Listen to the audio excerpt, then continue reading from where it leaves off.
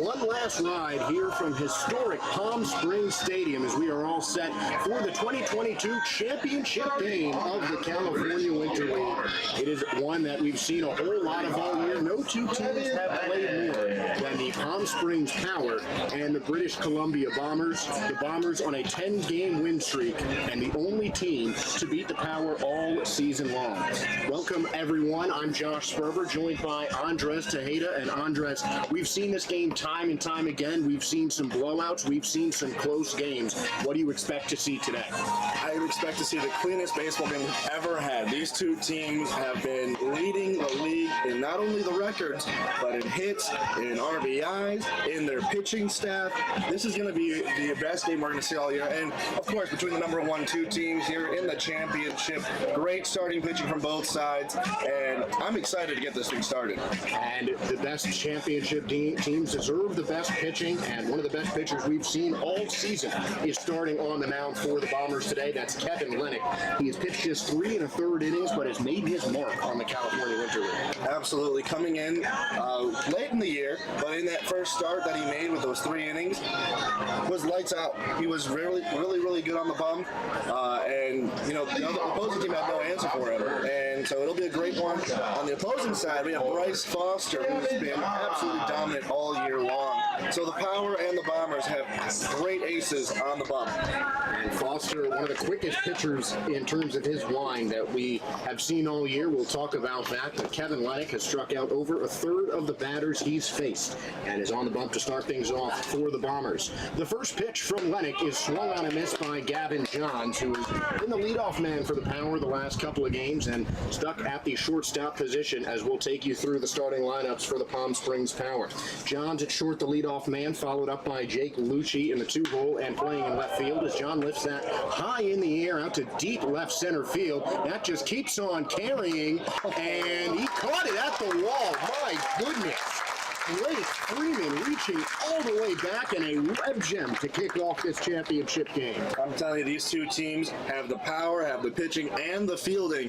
And at the second pitch of the game, we already see, as you said, a web gem right against the what's next, Bud Light next sign out there in right field. I'm excited. Already got goosebumps. And a great way to start this game off to bring up Jake Lucci with 1 out in the inning. He is playing left field. Landon Barnes is on deck, batting third and behind the plate for the Power. Robert Brugemeyer, the cleanup man, and playing in right field. Marcus Page behind him at the 5's hole and playing third base as Lucci pulls back a bunt just in the nick of time. Ball 1 to him. After Page is Andrew Dayton. He's batting 6th and playing in his customary spot in center field. Robbie Carley moving over from the hot corner to the first base bag and batting 7th. Julian Hunt playing 2nd, batting 8th, and Josh Jubilee rounds out the order as the designated hitter. Lucci fouls away a tough-looking slider. Lennox got to throw the hardest slider in this league, and it's 1-1. Give you the defensive lineup of the Bombers. Schneider in left field, Terioka in center, Freeman, who made that web gem, in right.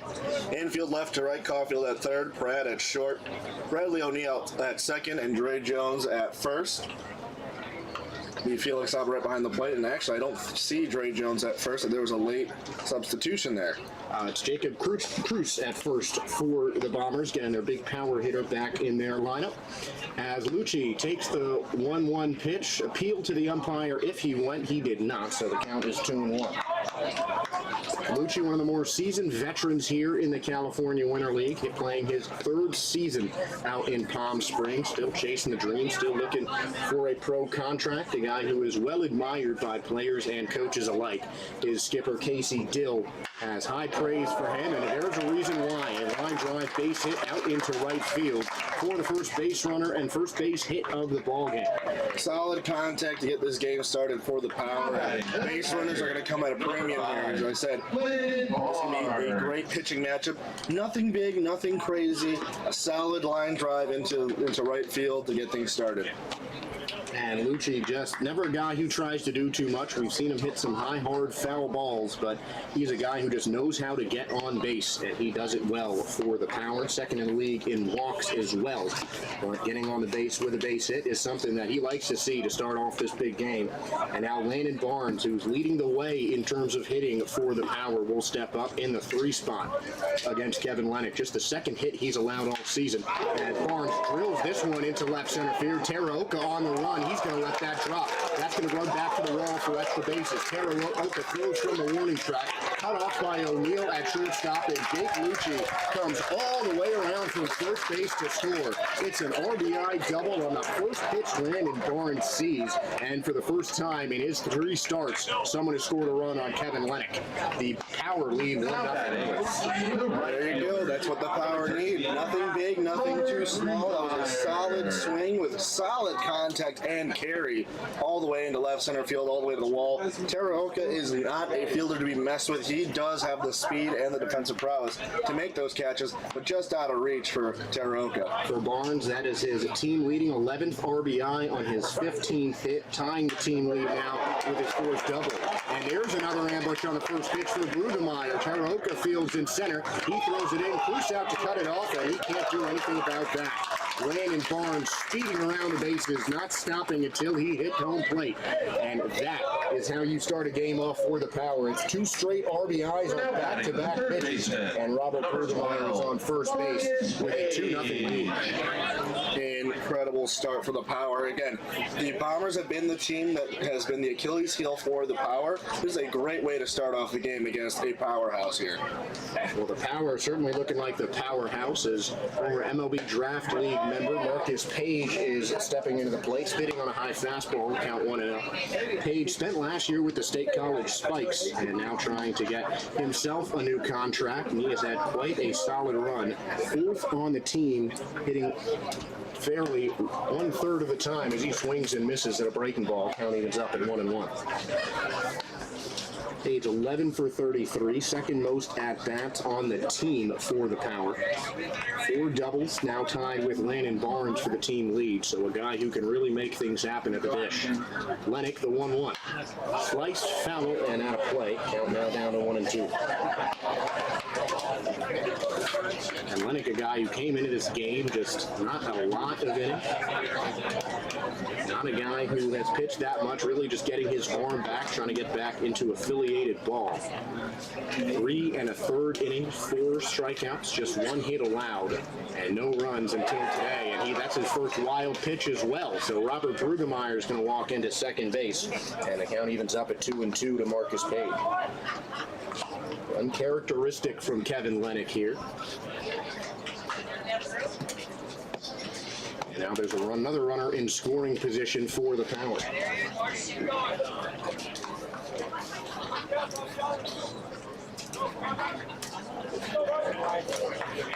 One of the biggest crowds we've seen on hand here at Palm Springs Stadium, and it's certainly fitting with it being the championship game today. Lennox takes a look at Brudemeyer on second base.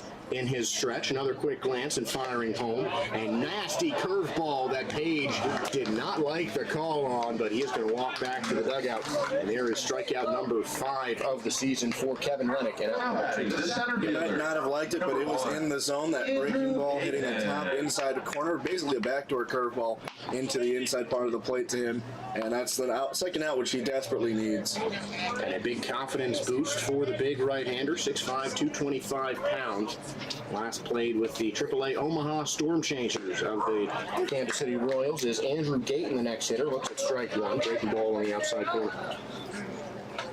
Gayton heading to your neck of the woods there, Andres, in Whitney City. Very excited to see him play with the Thunderbolts out in the Frontier League. Been watching the Thunderbolts for as long as I can remember. I was probably chasing the same dream he's chasing right now, and I was still able to play, and yeah, I'm really happy for him, and I can't wait to see him back up.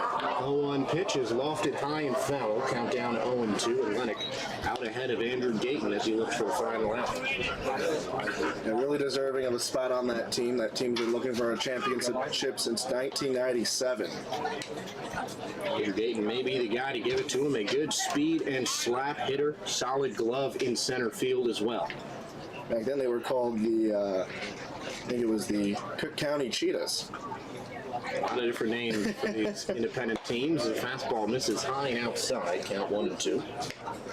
Try to waste a pitch there, get Caden Chase, and now Lennox is going to speak with his catcher, Felix Abaret. So already action in the bullpen for the Bombers, as the longest outing we've seen Lennox go was 2 innings. It looks like it's Yu Sato who's ready to follow him up. Start getting his warm-up tosses with one of the newer Bombers, Travis Tanaka, catching balls for him in the bullpen. 1 on, 2 out, 1-2 count to Andrew Gayton. Lennox looks at second base. Another quick glance from the stretch. He deals, and Gayton fouls away again. Count remains 1-2. So a lot of guys changing teams, as is the custom after the semifinals, the playoff round. The coaches pick 1 or 2 players from each team, while each of these championship teams got 3 new players. So some of the best guys who will not be playing in the championship today will get that chance, but both managers going with pretty typical starting lineups as Gayton fouls another pitch off. Count remains 1-2. 3 straight foul balls for Andrew Gayton. Gayton had a really great regular season, just batting under 300. He batted .296, 8 hits, 8 runs, and 8 RBIs. Lennox looking in for the sign. 1-2 count to Gately. Still. And the pitch. Line right to the second baseman, and O'Neill makes the stab and the grab. So Lennox hands up to the sky after getting that last out. Some great fielding plays, but better hitting for the Power. They're up 2-0 with the Bombers coming up to bat.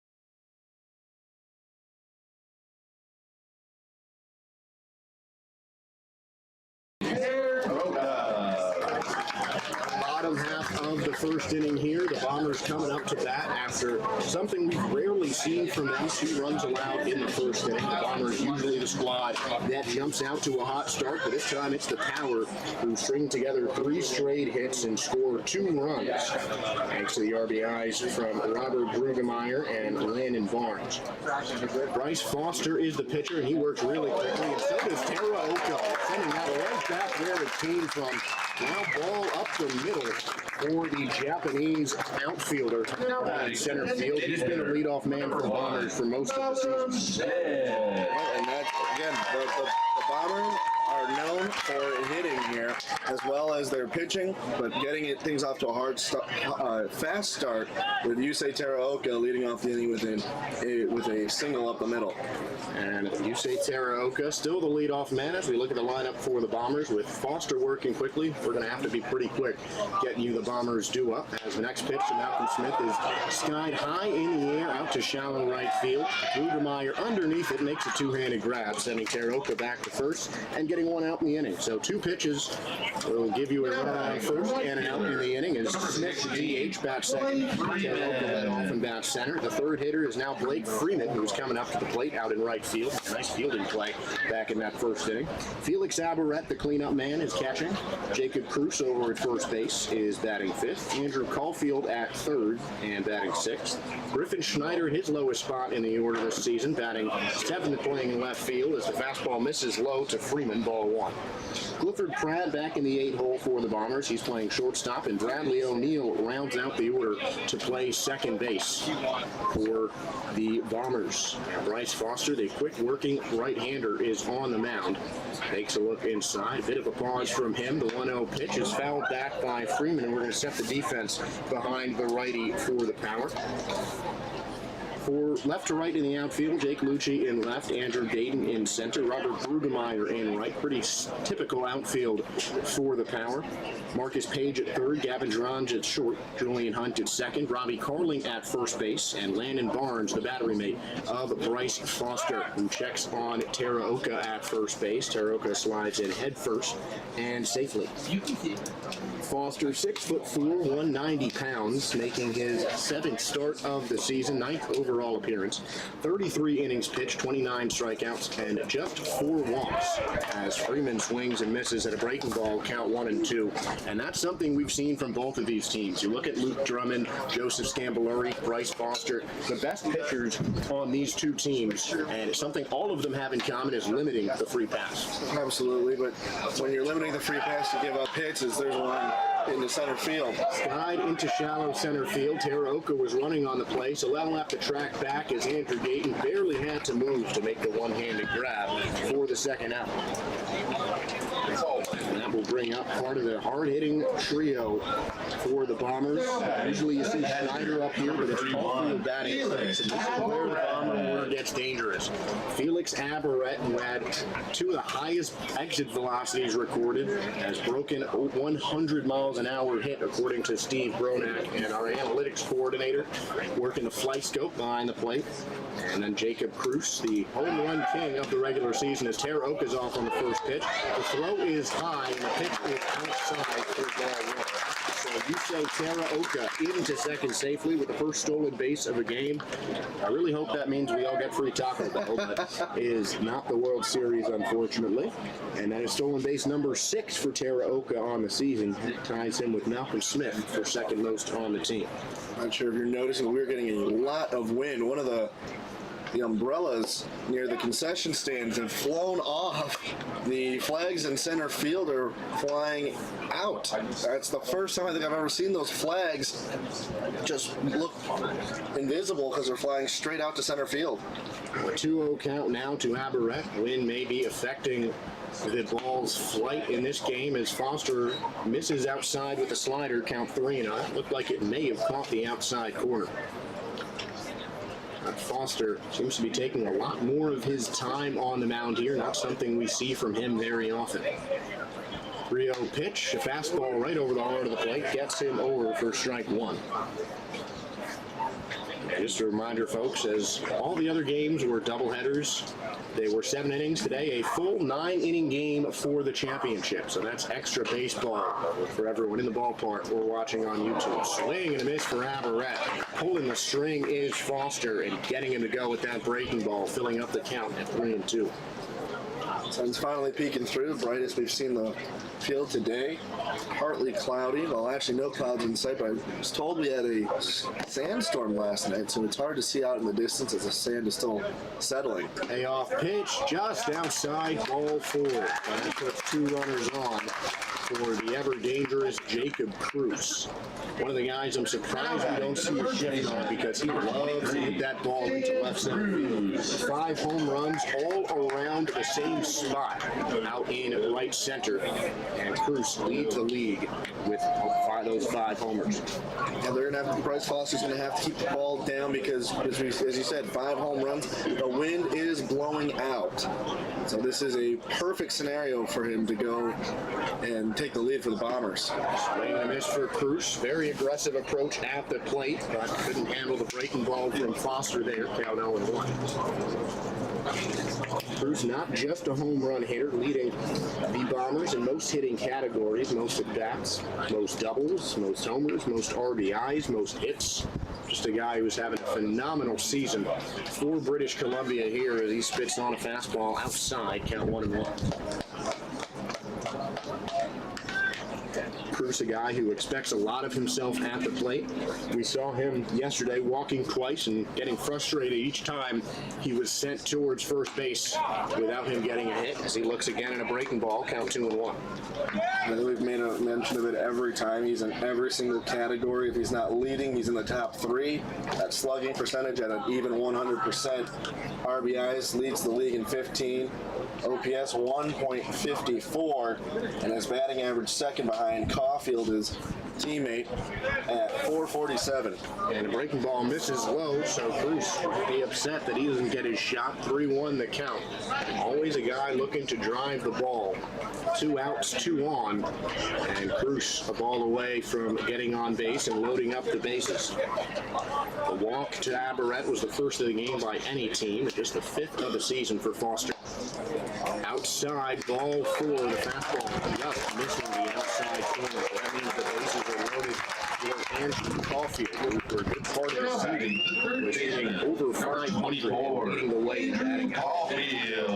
Caulfield currently with a 459 average, as I mentioned earlier. He is leading the entire California Winter League with average. He also is under Cruz with that OPS of 1.02 or 1.03 if you round up.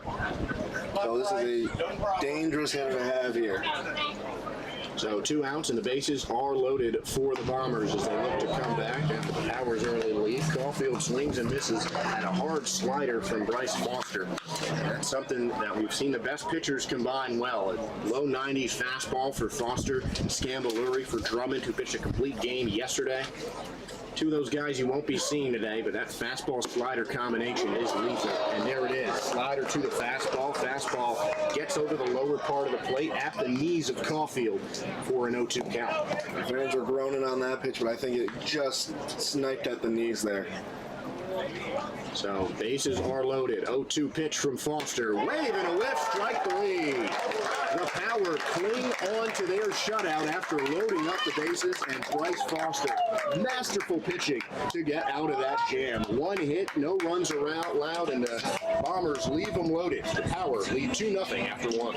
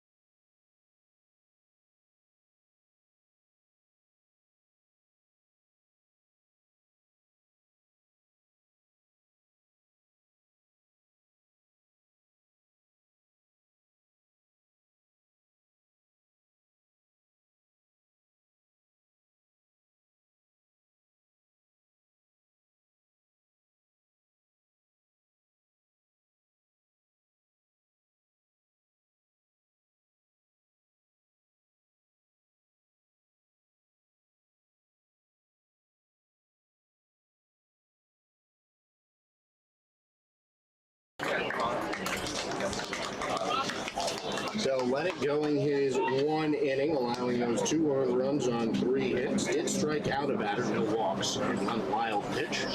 And Yu Sato is on to replace him to face the bottom third of the power order. Sato throwing his first game in the playoffs, has that high leg kick and deals. Fastball catching the outside corner to Robbie Carling, count 0-1. For Sato, making his 10th appearance, 5th as a starter, 3-1 record for the Bombers, 2.53 ERA. As the fastball misses high, count 1-1. 19 1/3 innings pitched, 25 strikeouts, 12 walks, and 14 hits. So just a guy who gets it done, about as many strikeouts as he's allowed runners on base. And Carling fouled that away, count 1-2. Sato is really a guy who's just improved and improved as the season goes on. You see better stuff from him, and he has really taken the notice of some of the scouts here. The 1-2 from Sato. Curveball bounces in front of Averett. He blocks it well, though. Count evens up at 2-2.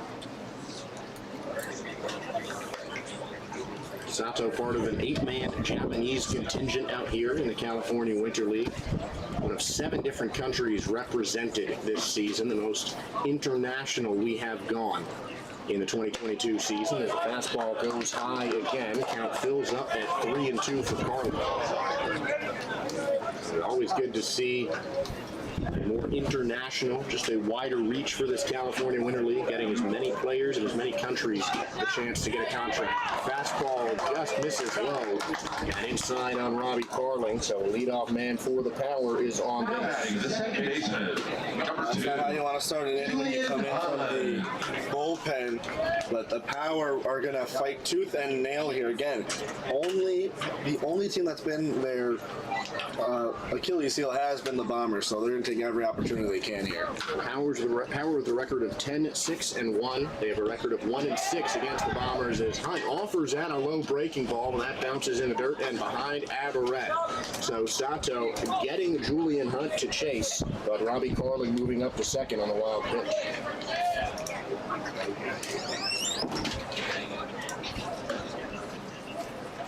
So 0-1 to Hunt, the Brooklyn native. Been pretty much locked in at second base for most of the year. And that one is fouled off the plate, count 0-2. Had to beat out Ronnie Keaton, who started off as the primary second baseman for the Power. But Hunt really won the job, showing a good glove and a solid contact bat for Casey Dill in the Power this season. And he has been the primary second baseman for the last couple of games. Fastball misses outside, count is 1-2. Purpose pitch from Sato to try and get Hunt to chase. He would not bite.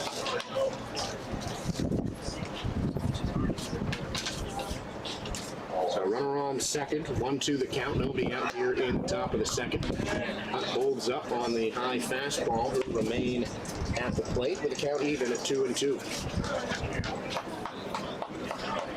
Josh Jubilee, the DH, on deck for the Power. Gavin Jones in the hole. As Sato takes a look at second base, fires the fastball. That is sliced high in the air down the right field line. It's going to drift out of play. That remains 2-2. A solid-looking defensive at bat from Julian Hunt. And Hunt has only been walked twice. Believe it or not, his second walk was on Monday, so yesterday, and his other walk on February 9th. 2-2 the count to him. Sato again looks at second base. Fires in the pitch. Grounded to shortstop. Fielded on a couple of hops by Pratt. Fires over to first. 4-out number 1. So a routine put out for Clifford Pratt, and there's one away here at the top of the second. Easy play there. Pratt, 6-3 put out there to start off the first out. But it'll be Josh Jubilee, the DH, before they go back to the top of the order. Jubilee, primarily in the outfield, but keeping his bat in the lineup as the DH today. With 1 out, Sato sends in the curveball, missing low, count 1-0.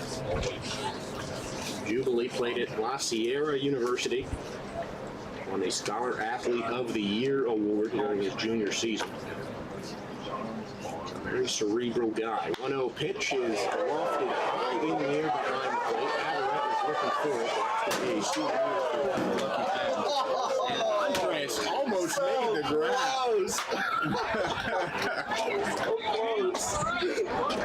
Inches away from the play of the season right there, Andres.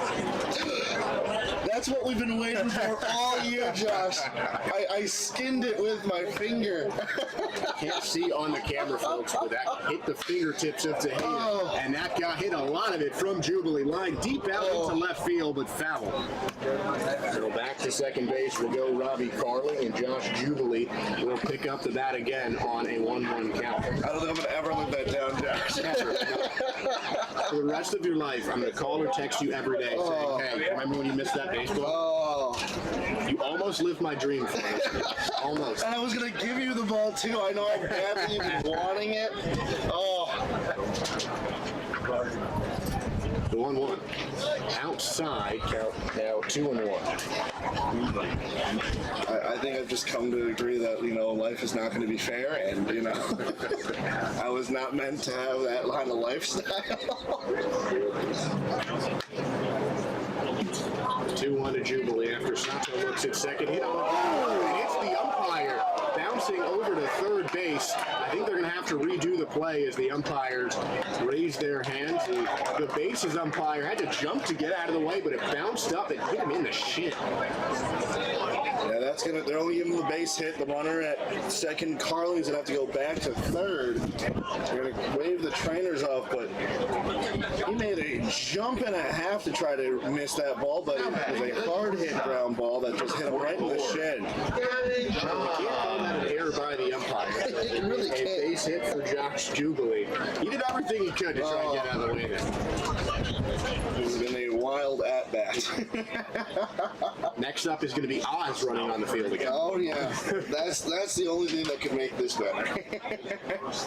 That's probably the second most wild thing that's happened on this season. Of course, to Oz getting his little 15 minutes of fame. I think that was the second week of the season. Yep. So now it's Gavin Johns, who has turned into the everyday shortstop for the Power and the leadoff hitter. He swings and misses at strike one. They got a piece of that, but it's no one count. Runners on the corners as they only allow Jubilee to go to one base and only give Carling an advance over to third. So one away for the Power, looking to build on that 2-0 lead, even with a new pitcher on the mound. 0-1 pitch is rocketed right past Caulfield into left field for a base hit. Scoring easily is Robbie Carling, and Gavin Johns has an RBI single. The Power have a 3-0 lead. That one hit on a rocket down the line. Carling's going to come home to score. And they now have a 3-0 lead. Jubilee will advance to second. And some breaking news. Ryan Zimmerman is announcing his retirement. Mr. National is hanging up the cleats. Has a great career there for the Nationals. I thought he would have retired after they won the series. So that'll be it for him, but we're back here. Lucci again pulls back the bunt. Does that very well. Takes the first pitch for ball one. Lucci's got two runners on base. He singled and scored his last time up.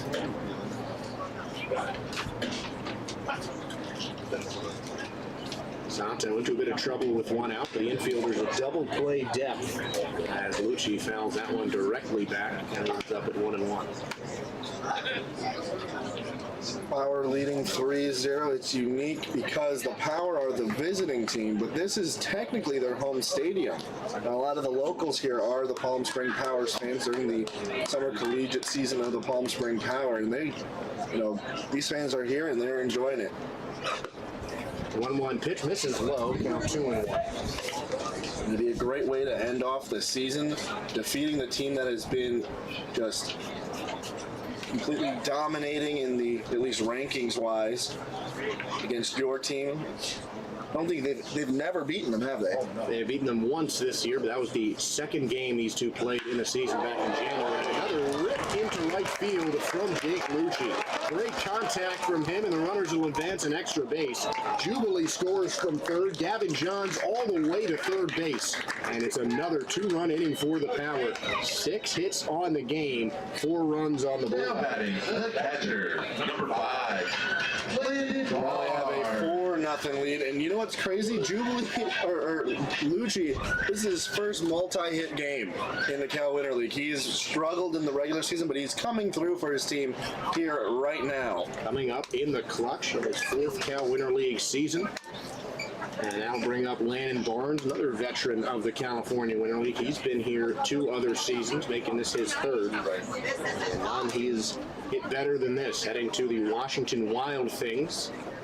So either way, the opposing manager, Tom Vaith, will be happy with his performance as that one misses low, or gets in there low for strike 1.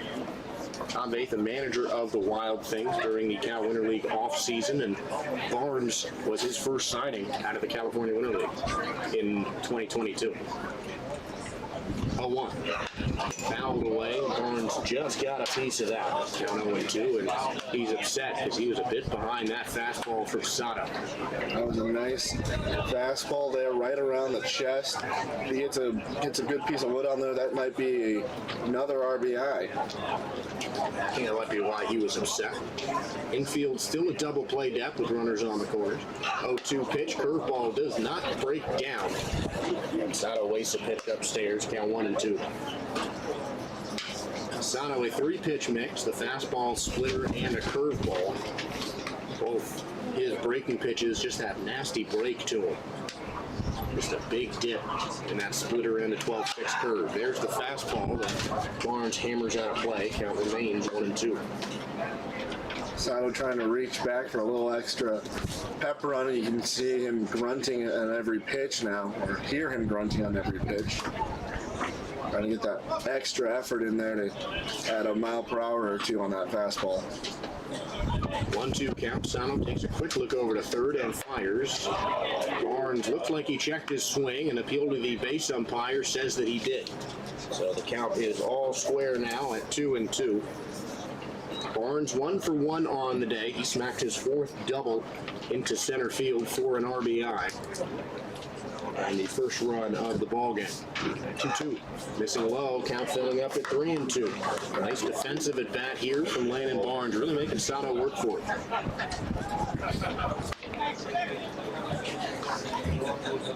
Jake Lucci on first. Gavin Johns on third. 1 away. And a payoff pitch coming. Hit on the ground over to shortstop. Lucci was running, so a run's going to score. Lucci's going to be safe at second, and Barnes just barely beat out by the looping throw by Clifford Pratt. So a tough out. Still a run comes home, and it's 5-0 Now Power. batting, the right fielder, number 13, Robert Brueggemeyer.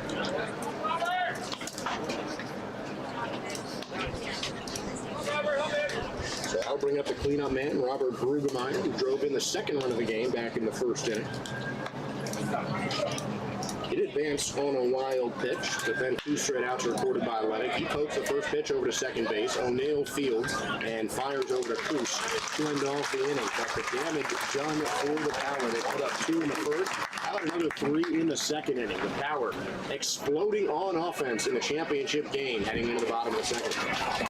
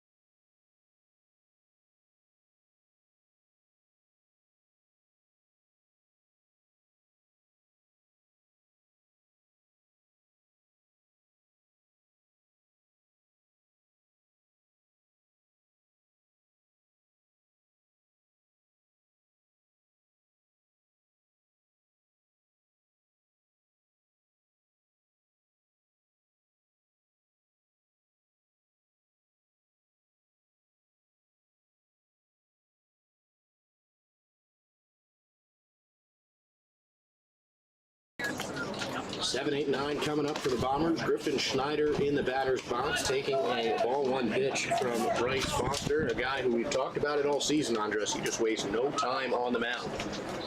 Right as I say that, here's the second pitch. A breaking ball misses low, count 2-0. And the inning is only started for about a minute.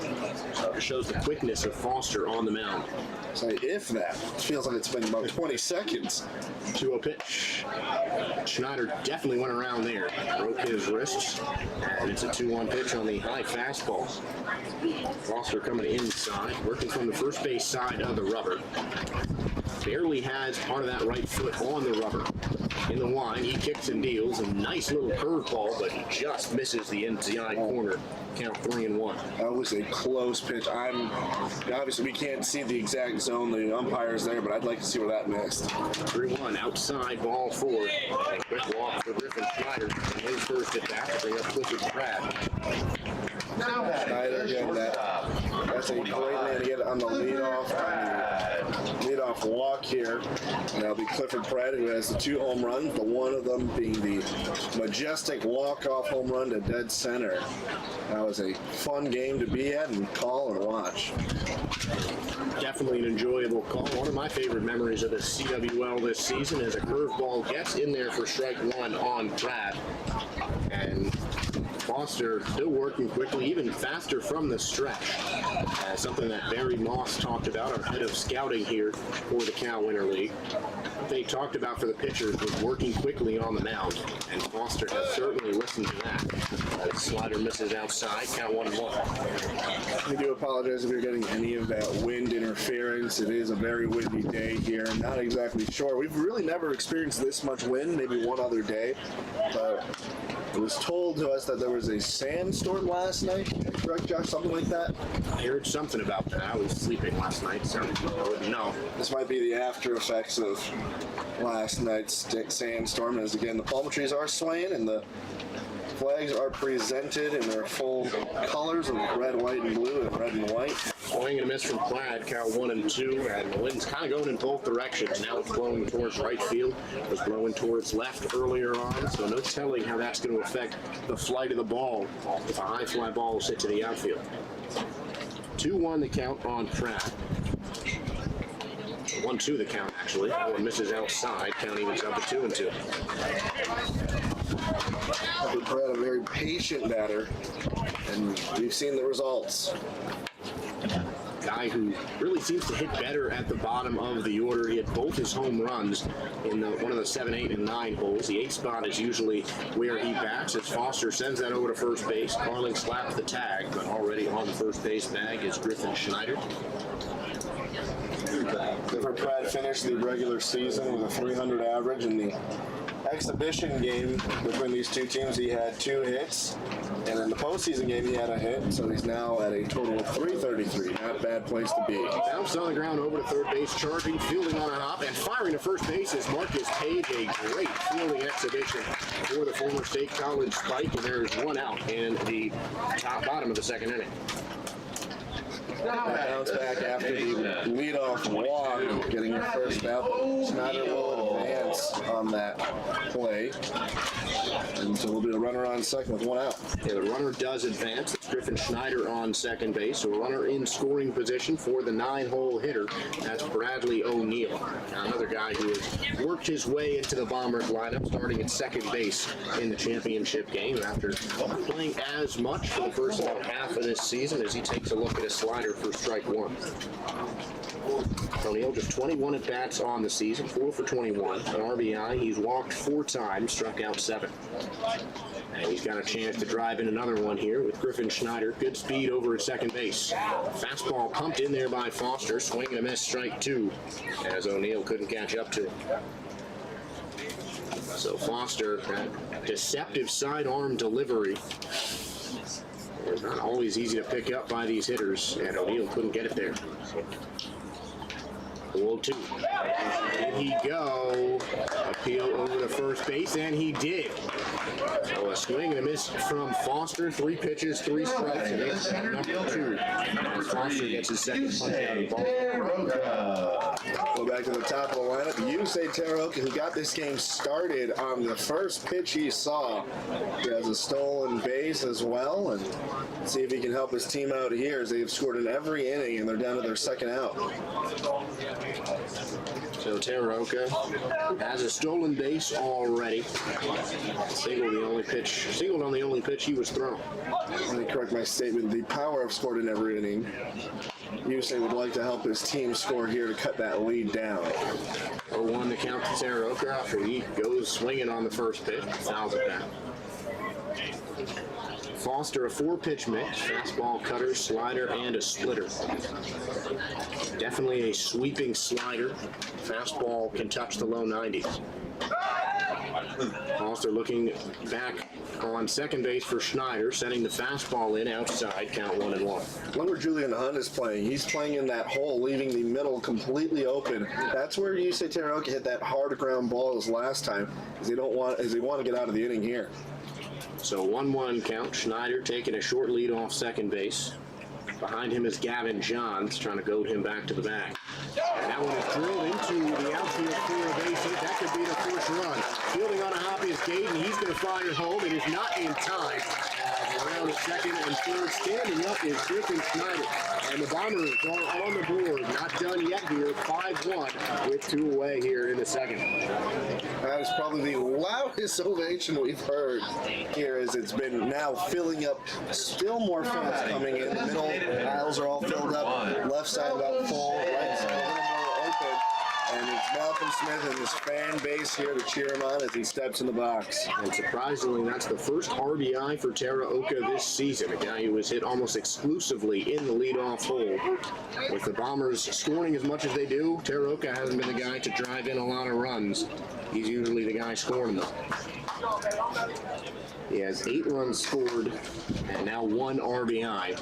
And Malcolm Smith is trying to give him another run. 0-1 the count as Teraoka is sent back to first base by Bryce Foster on the pickoff attempt. Solid pickoff move for a righty. Pretty quick on the turn there as he looks in for his sign. Teraoka still in the primary lead. Relatively large over at first base, and there he goes. The pitch is high for ball 1, and Teraoka is gunned down at second base. Landon Barnes with the cannon, and that's how the second inning ends. But the Bombers get themselves on the board, putting a run home and cutting down the power lead to just 5-1 after 2 innings here at Palm Springs Stadium.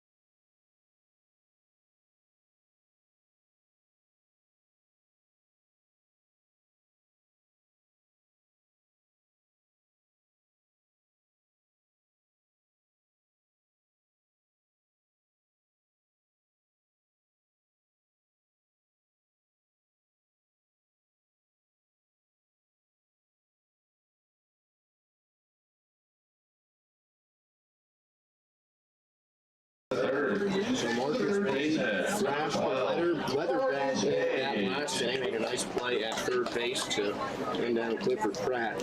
Now looking to show some wood here at the plate as he takes strike one from Usato.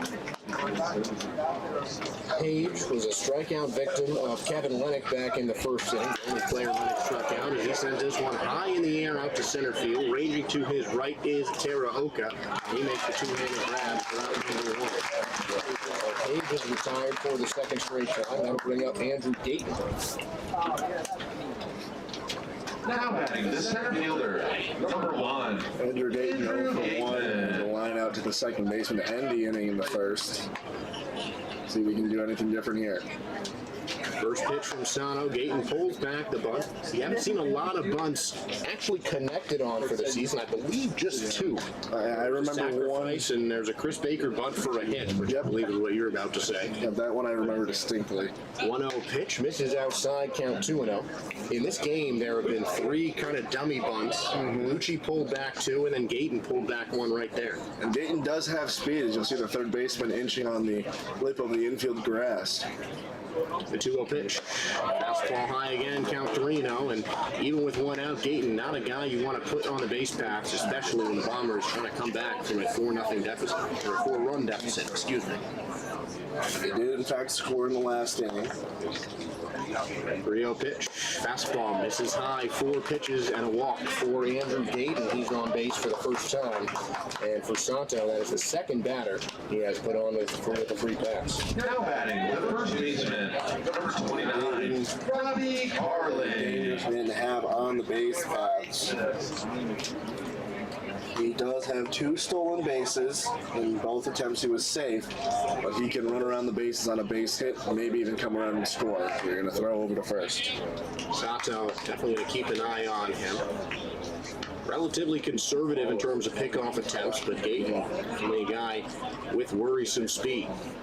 First pitch to Carling is bounced foul right off the plate. As looks to be some action still in the Bomber bullpen with Usato on the hill. It is Hakuto Kanai playing for his 3rd different team, I believe. Started the season on the chill. Pitched a couple of games for the A's in order to just get some extra reps. Some scouts taking an interest in the Japanese submariner. Sato sends him the fastball. That's off the line in the air in foul territory. Averett tracking behind the plate. He just missed making the grab there. Was kind of blinded by the sun there through the weekend. And now it is 0-2 to Robbie Carlin. Might have also been that helicopter that flew over us here. Not the high altitude flight from that helicopter. Kind of distracted him, pulled his eye off the ball. So 2 foul balls, and Carling has another chance at the plate, but an 0-2 hole. Sato, long pause, kicks and deals from the stretch inside on Carling. He kind of started his swing, but pulled back enough on a wasted fastball, count 1-2. Usato with pitch number 40 there, now 41 coming up next. Sato again from the stretch, he deals. Fastball bounces in front of the plate, and Andrew Gayton's going to walk over to second base on another wild pitch. First of the game, or second of the game rather, for Sato, and 3rd overall. All 3 wild pitches have come from the Bombers staff. Lennox had 1 back in the first inning, and 2 coming against power players for Usato. So the count square at 2-2. And now a runner in scoring position for Palm Springs. Drilled out into center field on a high line. That was absolutely scorched, and Teraoka can't find it. Just missing the basket glove into second base easily is Carling. He might head to 3rd if the throw comes home, and sliding in safely is Andrew Gayton. So Carling's thought about heading over to 3rd, but he will stay at second base with an RBI double, and the power get the run back at 6-1. The craziest thing about that play is that Usato almost made that catch. He almost made it. He had the glove out, and the thing is, he had a great path to it. As it looks like it'll be Usato's last pitch there as they're going to do a pitching change, but great run by Teraoka to limit the double to just a double, because that could have been line lot more dangerous. And it certainly could have been almost at home run distance. And Sato will exit, and on comes Hokuto Kanai. Sato with 4 earned runs home already and responsible for Robbie Carling on second base. So the Power leads 6-1. Take a quick break for the pitching count.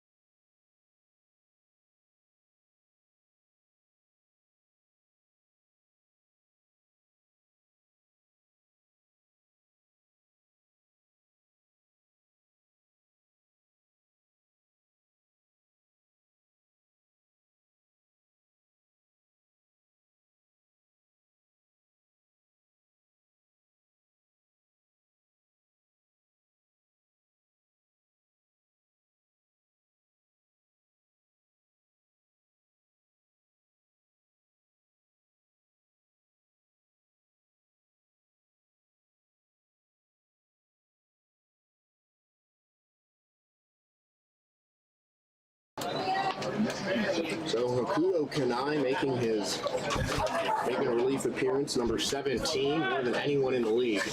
But for a third different team now.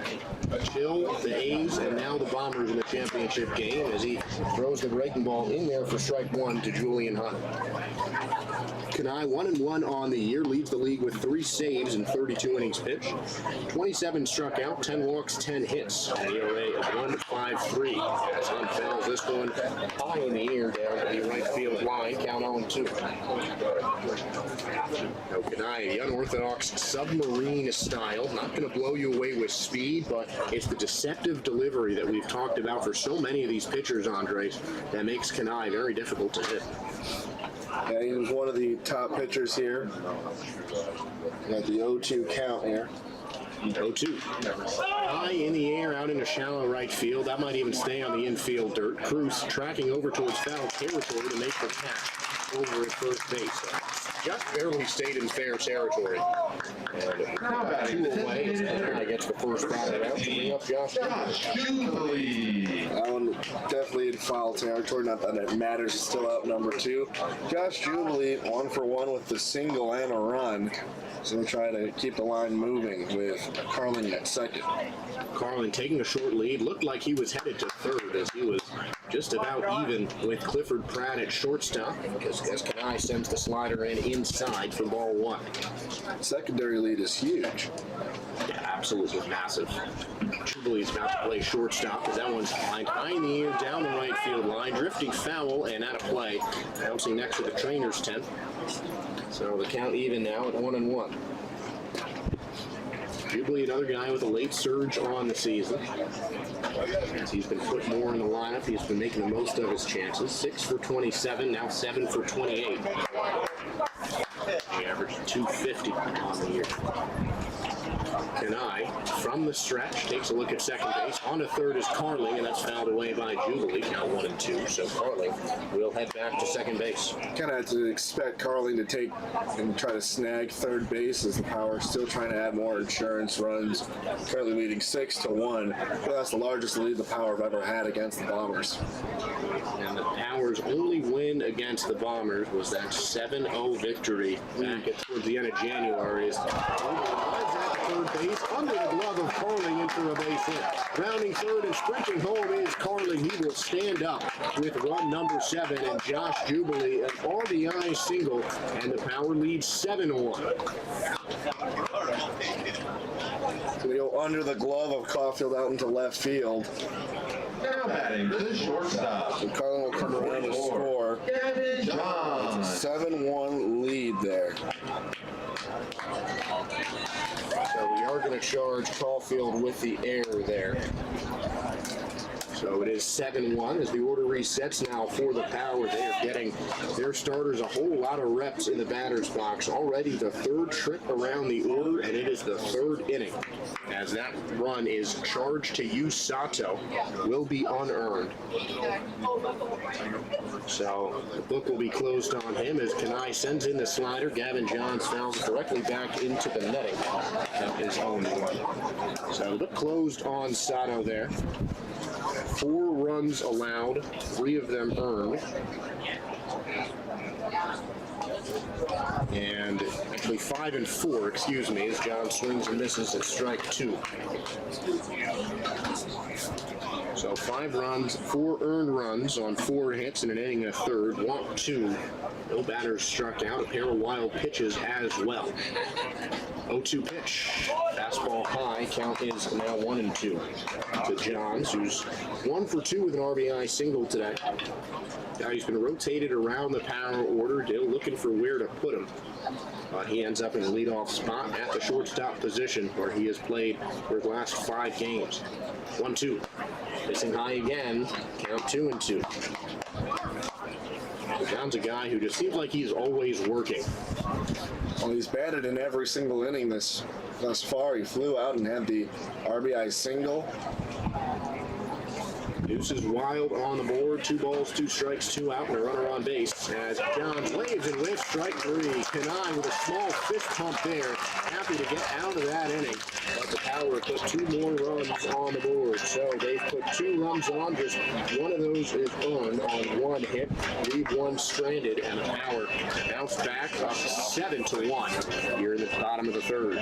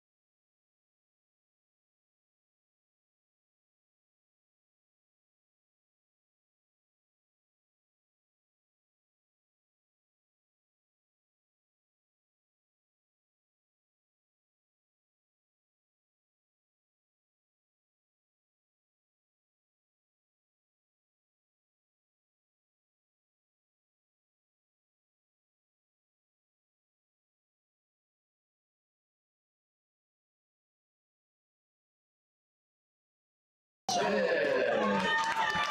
you say Tara Oka was caught stealing to end off that last inning with Malcolm Smith at the plate.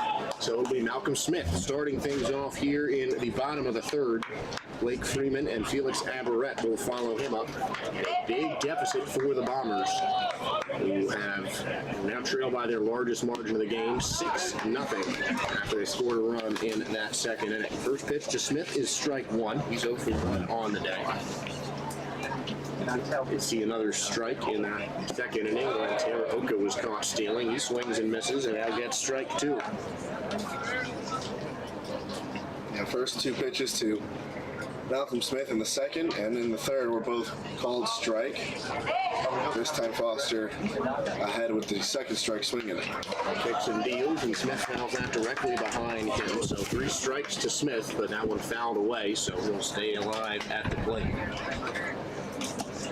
Smith moved to the DH spot just to get his bat in the order. Just a good guy to set the table. That one just misses outside. Foster really wanted to get that call, but he doesn't. A good pitch to make it a 1-2 count. Smith poised the plate not to offer. A 1-2 pitch. Inside again, count 2-2. Smith hitting .265 on the year, 9 for 34. 6 runs scored, 5 runs batted in, and 6 walks. The 2-2. Just outside as the cheering intensifies here in Palm Springs Stadium as Smith goes from 0-2 to 3-2. It's great to have a support system, especially in your family out here. Payoff pitch from Foster, fouled away off the end of the bat from Smith. That makes this the longest at bat we have seen so far today. 9 pitches, or well, yeah, 7 pitches. Could get to 9 though, you don't know. We were ready to see if Andres Tejeda can't tell the future.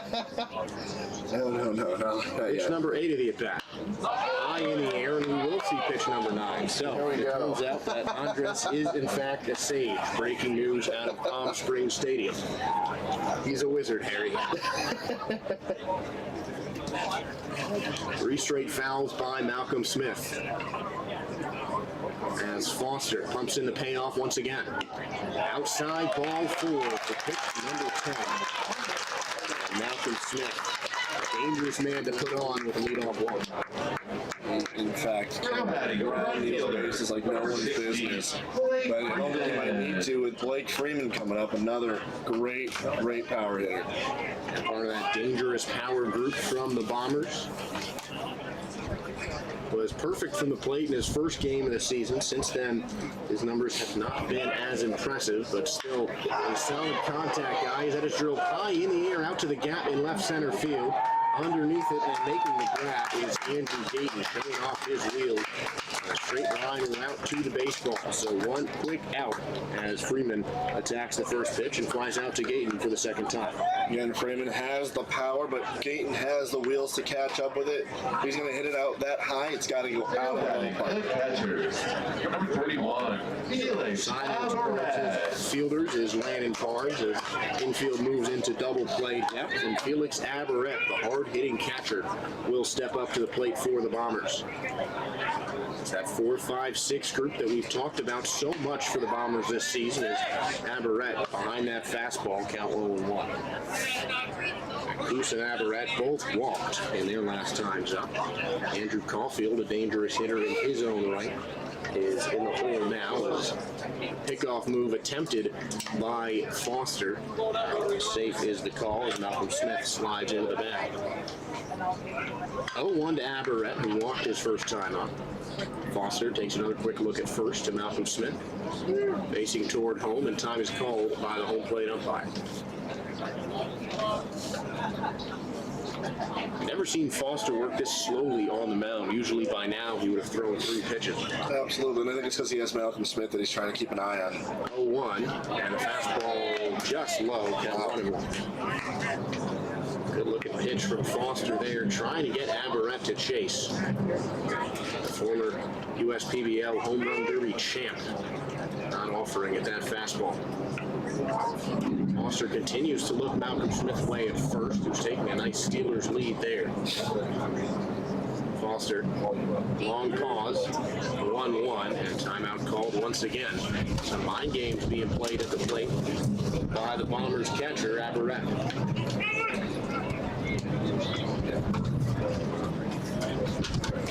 Well, the count stays 1-1. Smith taking the lead off of first.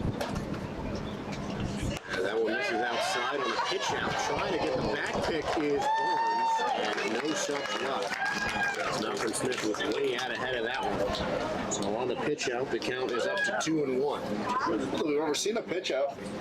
Not that often. But Smith certainly with the speed to warrant that kind of checks from the pitcher and the catcher. 2-1. Outside again. And now it's 3-1 as Barnes tried to frame that over the plate. Smith still threatening to run on first. I bet if Averett gets another strike, he will. 3-1 pitch, drilled on the ground, past the shortstop and Johns, and in there for the base hit. Sprinting around at second is Smith. He'll hold up at third. Averett took a big turn around first base, but will go back to the first base bag as he's in there with a 1-out single. Smith advancing to third with those wheels again.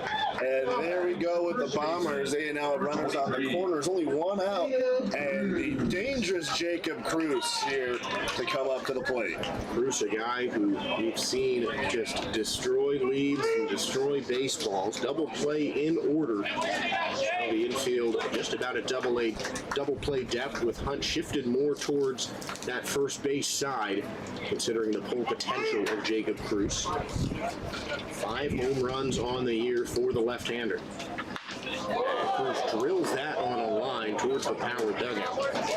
Fortunately away from all the hitters. That could have taken somebody's head off. Maybe even gone through somebody and hit him. 0-1 the count to Cruz, who walked in his first at bat. Steps back into the batter's box. Ready for the 0-1 pitch. Averett taking a short lead at first base. He might try and take second, or to force a steal from Smith as a fastball misses high, count 1-1. Another common strategy in the Cal Winter League this year. Taking second, and then instantly on that steal, the runner on third will try and come home. Double steal action we've seen from every team. 1-1. Bruce swings and misses. He wanted that breaking ball, but instead just tipped it with the end of his bat. Count 1-2. And you can tell, Andres, that was something he was trying to crush. Bryce Foster had a beautiful breaking ball, literally moving at the last second. Cruz had it lined up with his bat, and then it moved on the inside part, and he whiffed it. 1-2 misses outside. County was up at 2-2. The fans thought that was strike 3. I was in favor with that call. Slider looked like it barely missed outside. So a 2-2 count, 2 on, 1 out. As the Bombers look to chip away at this big power lead. They've scored multiple runs every inning. Bombers coming off their first run. 2-2. Missing low, and the count runs full on Cruz. Be a huge pitch here. I'm not sure if Foster would go with a breaking ball or if he just wants to pump in the fastball. Either way, I feel like Cruz is prepared for either or. I would bet Cruz wants the fastball. Oh, yeah. Something I'm sure Foster knows. On a split count, on a full count like this, Cruz is definitely going to sit right. Payoff pitch. Drilled high in the air out into right field. Shallow right. The second baseman Hunt moves in to make the one-handed grab. He'll hold on for out number 2. Cruz slamming his bat on the grass, frustrated that he didn't get underneath that. Now batting the third baseman. He got just way too far underneath it. Hit off the top. We had a lot of top spin, dying in the air and just being right outside of the infield. But, you know, Andrew Caulfield with the league-leading average up to the plate with a runner on third and Averett at first. Caulfield, 15 for 36 coming into this game. He struck out in his only plate appearance, 10 off the first inning. 2 outs, 2 runners on, and the first pitch in there for a strike. The curveball from Foster. Count is 0-1. Foster taking a lot more time on the mound here than we've normally seen. The 0-1. Foul directly back from Caulfield. Now 0-2. And Foster a strike away from getting out of this jam unscathed.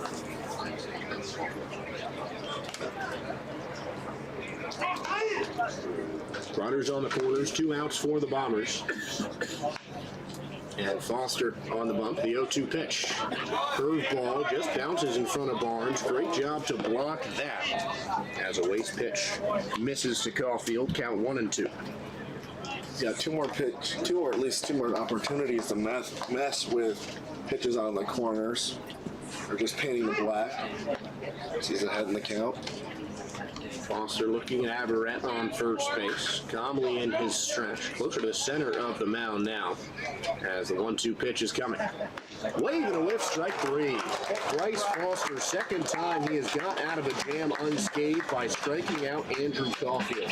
That's punch out number 3 for the right-hander as the Bombers leave 2 stranded on 1 hit, do not score a run. Palm Springs Power leader in the championship game, 7-1 here in the 4th.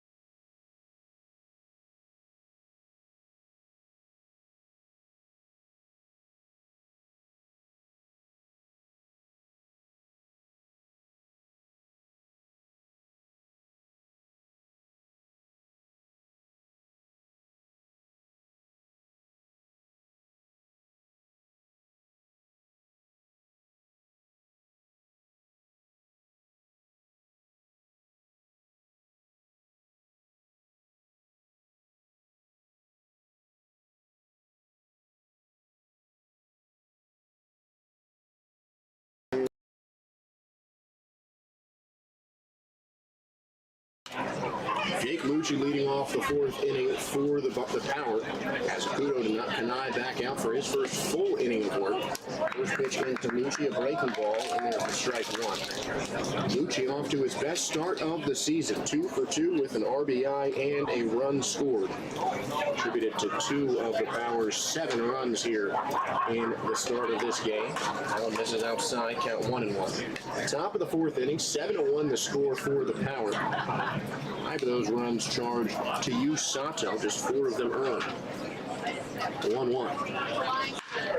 Line out to left field. Lucci going the opposite way, but this time it's caught. Griffin Schneider took it out 2 steps to his left before he made that grab, and Lucci's retired for the first time all game. 1 out in the top of the fourth inning. Now batting the catcher. Yeah, he went the other way with it lined out to the left fielder and Schneider. That's I believe the second time they get the first out of the inning on the first batter. And we'll bring up the number 3 hitter, Landon Barnes, who has driven in runs in each of his at-bats, but is 1 for 2 with the double. First time he's going to face the sidewinder Kanai. He swings and misses a nasty slider from Hokuto Kanai. He's at 0-1. Love that side-winding submarine kind of slider. Going inside to outside from Kanai. 0-1 pitch, just barely got a piece of it, did Barnes. He sends that foul to make it an 0-2 count real quick. And it's going to be really hard to catch that slot because usually when a pitcher releases, it's over the top of their head or near their head. And Kanai is right around his shin. And then you've got the movement on the ball going away from you since you're at the righty position. Well, in the righty batter's box, it's tough to make contact on a breaking ball like that. And some of the guys who can't blow guys away with their speed go to the deception on the delivery, as Kanai does so well. Barnes fouls that one away. Count remains 0-2. Which is really the adjustment. You know, you see there are plenty of your flame-throwing pitchers, the guys like Randy Johnson, Jacob deGroms, and there are the Greg Maddoxes and Kudo Kanais of the world. And that one's thrown right up the middle. Kanai takes it on a bounce. A great fielding play by the pitcher. And he fires the first for the second inning. And look what I found. Now batting the right fielder. He just sticks the glove out right by in front of his pad. Also over to first for out number 2. We could be looking at our first 1-2-3 inning. Yeah, the closest we had was the bottom of the second inning. It was 4 batters faced in that inning, technically 5, but the out came on Smith when Teraoka was caught stealing. First pitch to Brugemeyer, looks like a curveball in for a strike, count 0-1. Brugemeyer is 1 for 2 on the day, had an RBI single in the first. Brugemeyer fouls this one back. Count 0-2. His windup has me thinking. If you're seeing live pitching, or if you got a L screen out there, do they have L screens for submarine pitchers? Must be like a C screen or something. 0-2 pitch misses high. Count 1-2. But I know the C screen exists in softball. Oh yeah, because you can't have an L screen for softball unless that rise ball has way too much rise. Mm-hmm. Maybe that's what they got to work with. It did. Or they just have someone else they're on beat there. Probably. That seems like the easier solution. Definitely. 1-2 from Kanai. Brugemeyer bounces this over to third base, fielded on a pair of hops by Caulfield. Across the field, nicks Brugemeyer by a step. And for the first time today, we have a 1-2-3 inning. The Powers getting a little bit of momentum with a clean frame from Hokuto Kanai. But the Power lead 7-1. Heading into the bottom of the fifth.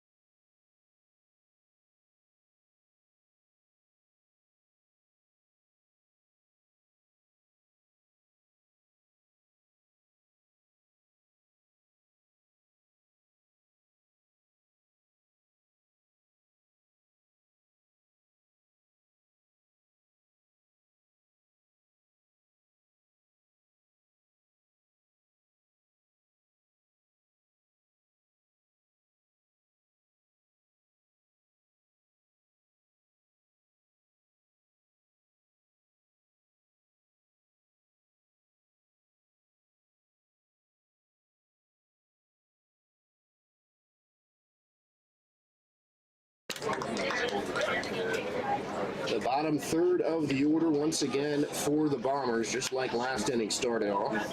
Griffin Schneider, Clifford Pratt, and Bradley O'Neill. As Schneider keeps the bat on the shoulder, but gets strike one from Foster out for his fourth inning of work.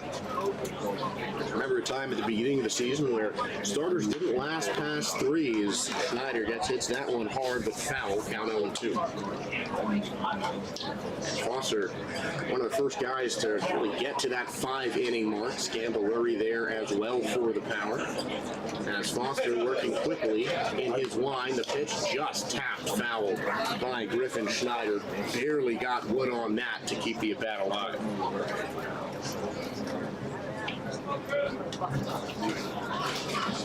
So an 0-2 count, nobody out. Schneider's leading off the bottom half of the fourth inning. 0-2 pitch, sawed him off, but a base hit there from Griffin Schneider right in the hole between short and third. Schneider on base for the second straight time, and that's just the fourth hit allowed by Bryce Foster. Great piece of hit in there. Might have split the bat. Didn't sound too good. But it found its way through that 3-6 hole as it has every single game.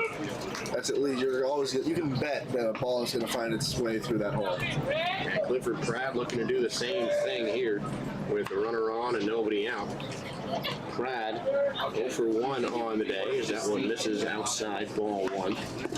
Pratt is probably the guy you want to throw strikes to the most because he has walked 11 times and leads the league by a sizable margin.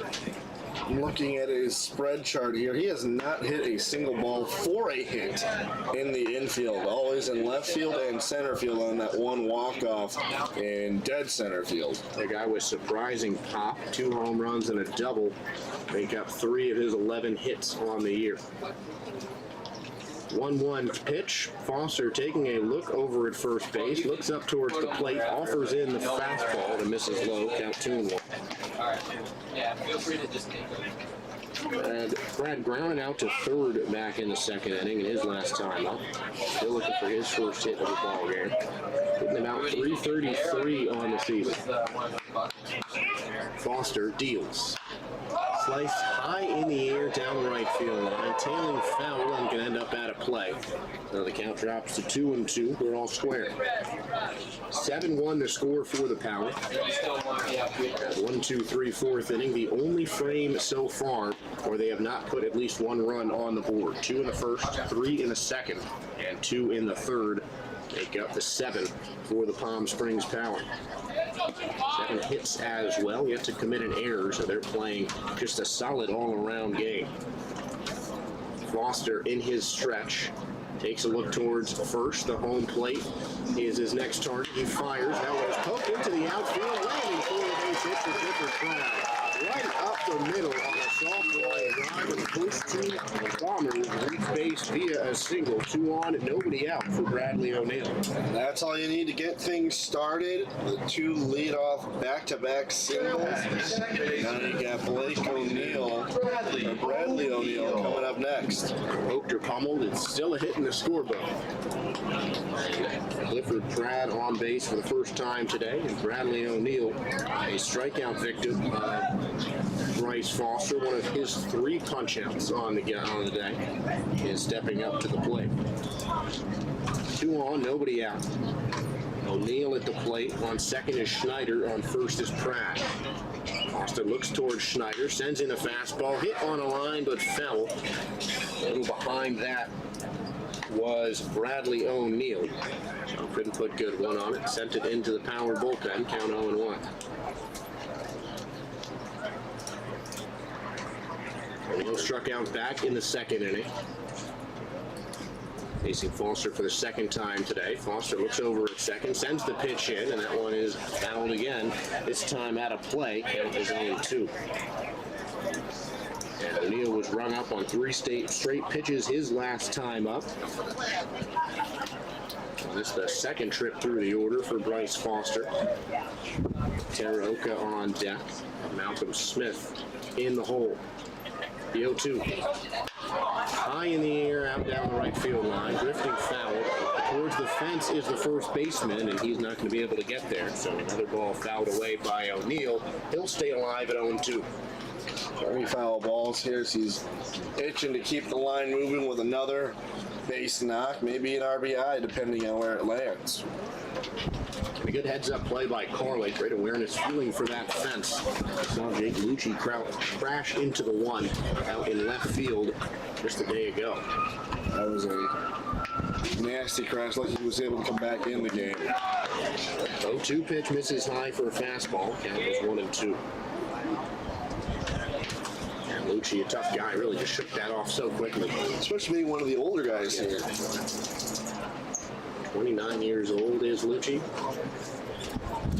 They're looking to chase his dreams of continuing pro ball. 1-2 pitch, curve inside, but catching the corner. Strike 3.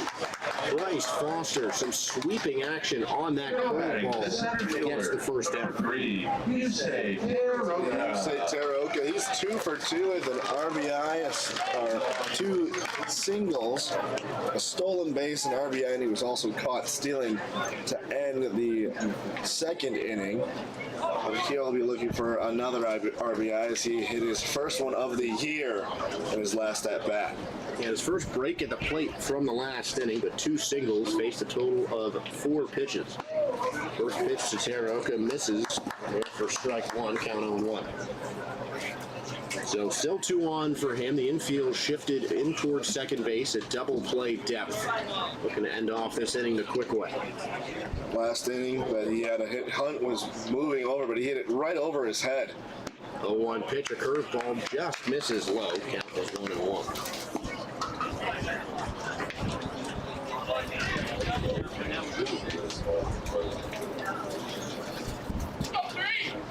Teruoka, one of the part of the Japanese contingent here, does speak very good English. I was talking to him before the game. Kind of like all of us, he's in disbelief that the season's about to end, but definitely excited to try and finish this off on a high note. The Bombers in a 6-run deficit. They look to finish off their season as champions. Just a short 26 days ago was our first game. 28 days ago, we had the guys come in. This one was fouled off, literally rolling down the line. Teruoka fouled that one off the plate, so it is going to be a foul ball. Count 1-2 now.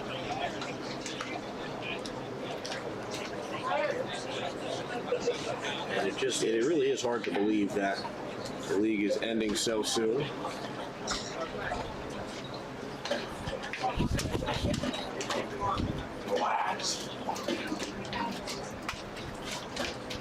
The 1-2. Hit on the ground over to third base. This could be a double play ball. Page fires the flip, but he drops the ball at second base. That looked like it could have been an inning ender, and it's going to be an error on the third baseman. Teruoka reaches on the fielder's choice, and with 1 man out, the Bombers have the bases loaded. That is a tough way to have it start. Hunt drops the ball, so it'll be an error on Hunt. With now the bases loaded for the designated hitter, Malcolm Smith. He walked his last time and flew out in the first inning out to right field, but now he's got the bases loaded here to possibly give them some more runs. So 1 away, bases loaded, and Smith in a position to do some damage. Catches the low part of the plate for strike 1. And Smith prides himself on being a contact guy, has a lot of speed as well, and some good wheels in front of him too. But Bryce Foster back to his quick windup and stretch. He is very rapidly out ahead of Malcolm Smith, 0-2. Bases loaded, he's going to move a little bit faster here. Not messing around, Foster pumps in the 0-2 pitch. It's fouled away to keep the bat alive for Malcolm Smith. Seen his family in the stands the last couple of games that the Bombers have played. Very vocal in support of the Bombers center fielder, and today the DH. 0-2.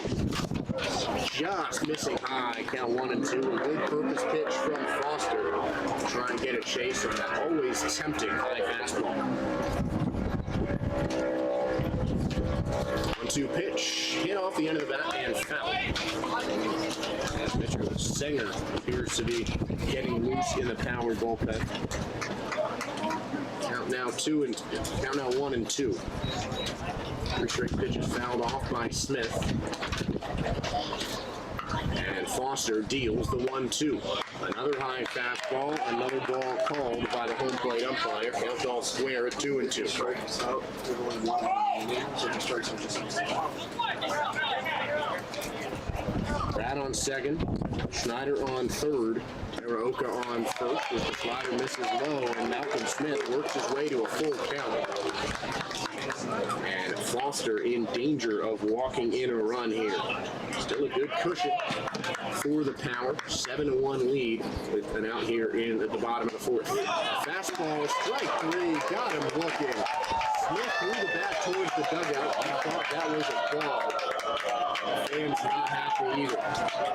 Well, you know, it's kind of divided here because a lot of those fans booing are the Malcolm Smith fan club. The others are rooting for their home team in the Power as they are the visiting team, ironically. But a great at-bat nonetheless and a great put-out by Bryce Foster.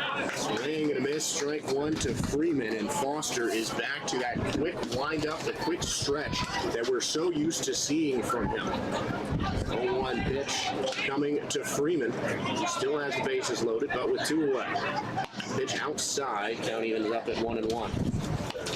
Smith has made Andrew Gayton a very busy man out in center field. 2 fly balls to him in each of his first 2 at-bats, so he's 0 for 2. 1-1 pitch, fastball just above the letters there, count 2-1. And Foster, I wouldn't really say is missing on his fastballs, but he is just getting outside of the strike zone. 2-1 pitch, Freeman swings but fouls it away. Now he's all even at 2-2. Deuces Wild on the board. 2 balls, 2 strikes, 2 outs, and the bases are loaded full of bombers. Foster get out of this one. My goodness. 2-2. Fastball high, count 3-2. We've seen Foster get out of a couple of jams already. And this would be his greatest feat yet. Gotten out of runners on first and second. Got out of a bases loaded jam in the first already. And coming in to speak with their starter are Gavin Johns and Landon Barnes. Not exactly sure what the meaning here for is. He's only got 1 strike left to work with. 1 pitch left to work with. It's a full count now on Freeman, so I'd imagine they're just trying to just calm him down. Take it 1 pitch at a time. Foster, a long pause. Pitching from his windup with the bases loaded and 2 away. Freeman called for time and Foster did not move a muscle. He is still ready to go.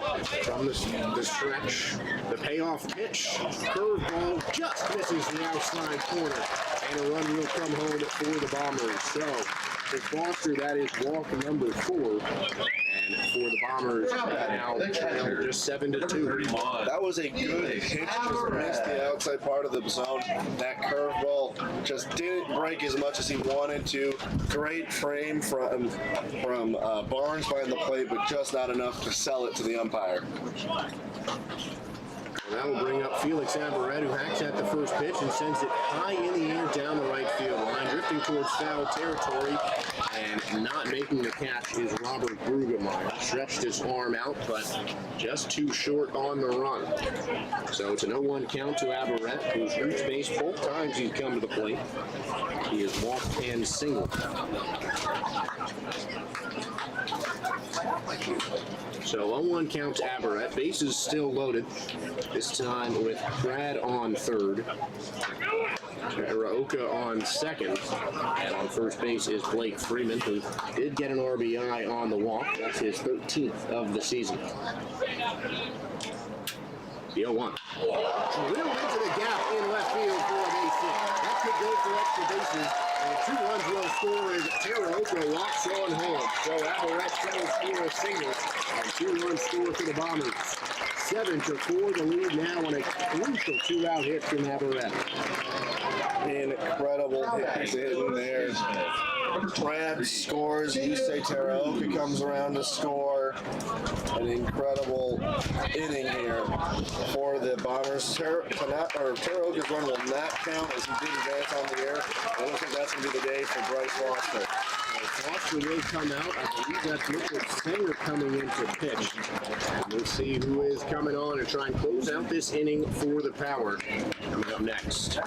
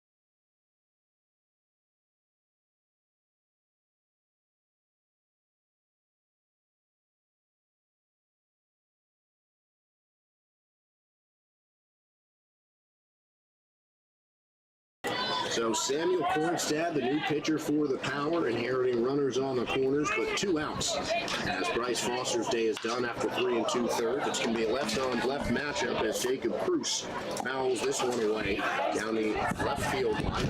Opposite way hit for Cruz and an 0-1 count.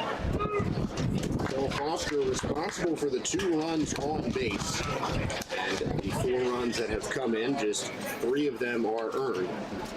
As Clifford Pratt reached on the air, as Cruz hammers that one deep into center field. A couple steps forward for Gayton. He's going to take a few more steps and make the 2-handed grab for safety. So 2 pitches is all that Kornstad needed. That will end off the inning for the Power. 3 runs come back for the Bombers. They cut the lead in half. It's 7-4 Power heading into the 5th.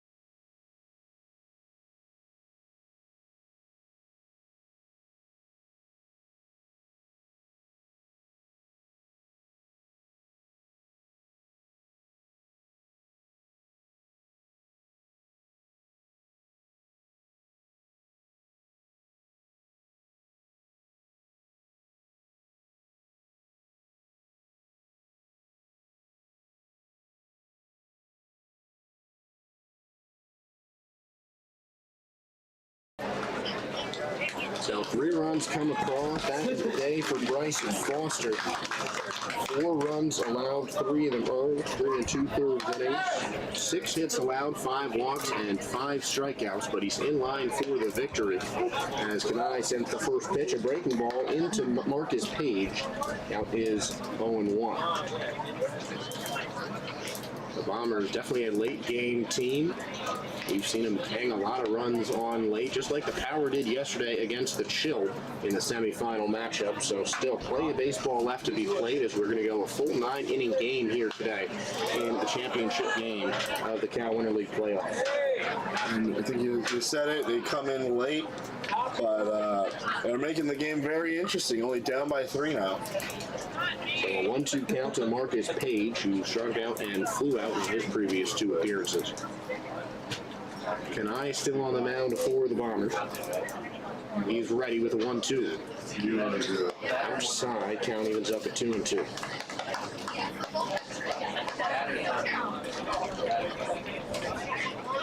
And Max Peterson appears to be getting warm for the Bombers. Now this could be the last inning of Kanai for the season as a 2-2 pitch is swung on and fouled back. I didn't even hear it hit the bat. I didn't hear it, but I saw it, and then it hit off Felix Alvarez behind the plate.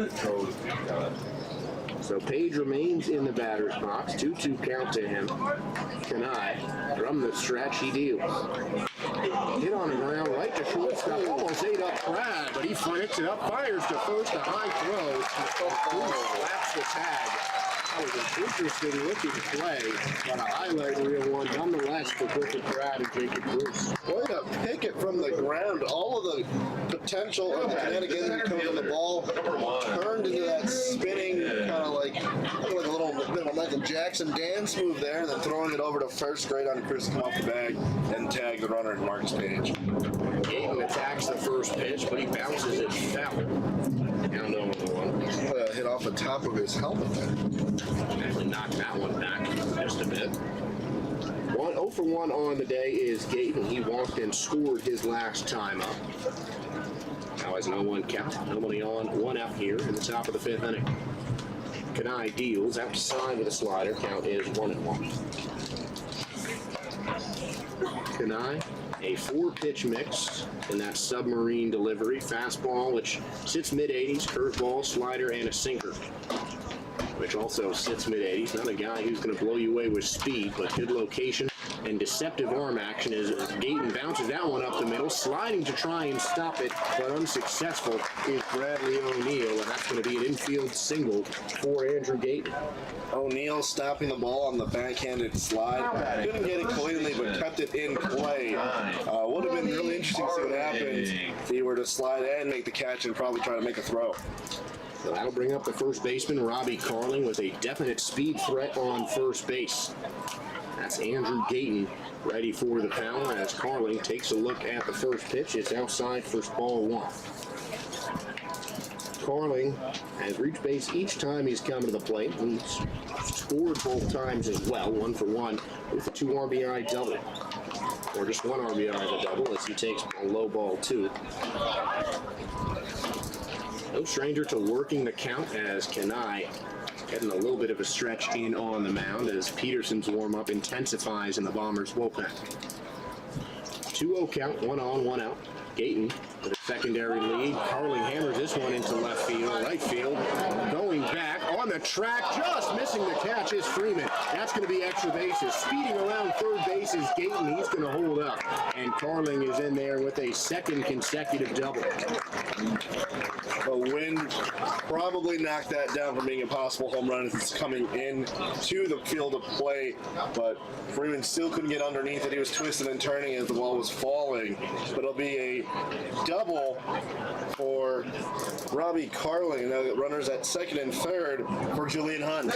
You can see those flags out in center field. You can say that they're blowing out to right field. So that definitely affected the trajectory of the ball. It made it difficult for Blake Freeman to make that grab, but a second straight double for Robbie Carling. He's having himself a heck of a championship ball game. Now it's Julian Hunt as the infield is in. The slider misses outside, count 1-0. Infield in to try and prevent the speedy Gayton from scoring. Double play not on the table with 1 out here in the top of the 5th. Hunt looking to extend the power lead as he fouls that one off the end of his bat. Count squares up at 1-1. Hunt was the first batter that Kanai faced. He popped out to the first baseman, and he grounded out in the second, so he's 0 for 2 on the day. 1-1 the count. Kanai in the middle of the rubber, closer to the third base side, gets in his stretch, takes a look at third base and fires. Hit off the end of the bat on a line, and Jacob Cruz spears it, making the grab for the second out. A great heads-up play by the Bombers' first baseman for a crucial second out. Now batting fifth, And with the infield in, he doesn't have a lot of time to react as he came down to a knee, making the catch, keeping the runners at second and third. So that'll be 2 away as the infield goes back to their normal depth. Josh Jubilee heading up to the plate. He's reached base both times, last time on an error by the third baseman Caulfield. As he takes a look at that slider, count is 0-1. Runners on second and third. Good speed on the base pass for the Power. Gayton at third. Corling at second. A single could score 2. Home run hack from Jubilee, but could not find the pitch. Wave and a miss. And it's an 0-2 count with 2 away. Be huge for Kanai to get out of this inning and have his team go back to hit as they have found some life with the bats. A little bit of momentum for the Bombers would be amplified if Kanai can get this last strike. He's a strike away from ending this inning unscathed. 2 hits in the first 3 batters. That made things interesting. 0-2 pitch, hit off the end of the bat and foul, so Jubilee stays alive. No stranger to defensive at bats is Jubilee. He's fighting off Kanai here on that slider.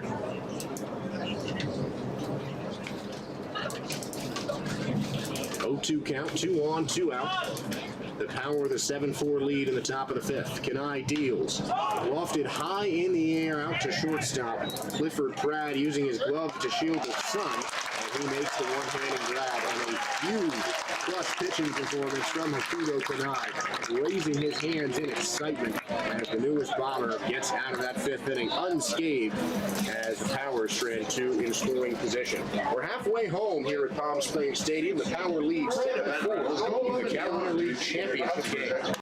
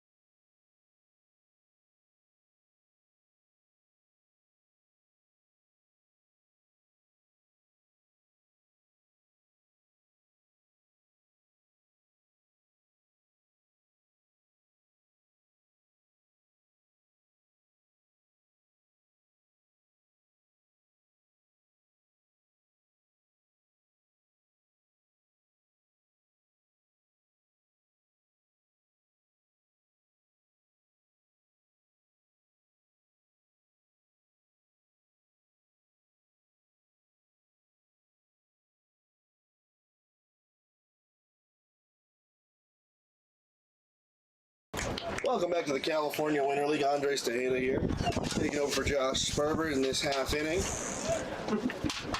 The Andrew Caulfield will lead off the inning. He's over 2. He's struck out swinging on both times he's come up to the plate in the first and the third. Now in the 5th, he takes strike 1 looking. Caulfield again leading the league in the regular season with a .425 batting average, 17 for 40. Low in the dirt, ball 1. Against this pitcher in Kornstad, he is .667. 1-1, the pitch. Swung on, hitting to right field in foul territory, running down for his Broodmeyer, but it's going to go out of play for strike 2. So a hustle back down to home plate for Caulfield as he is down to his last strike in this at-bat. Again, he struck out swinging each time in the first and third inning, trying to avoid his 3rd strikeout here. The 1-2 pitch. Swung on down to second base, picking it up and firing over to first is Julian Hunt for out number 1. A 4-3 putout. So no strikeout for Caulfield, but he will still go 0 for 3 moving forward. Left fielder, number 12, Griffin Schneider now to the plate. Kornstead still on the bump. Next pitch, or first pitch, misses inside for ball 1 to Schneider. Schneider's 2. We're at the average here for you. The second pitch is working fast is Kornstead. Called strike there. 1 ball, 1 strike. This one hit up the middle, back to Hunt, who makes a great backhanded pick on the ground over to first for a 4-3 putout again.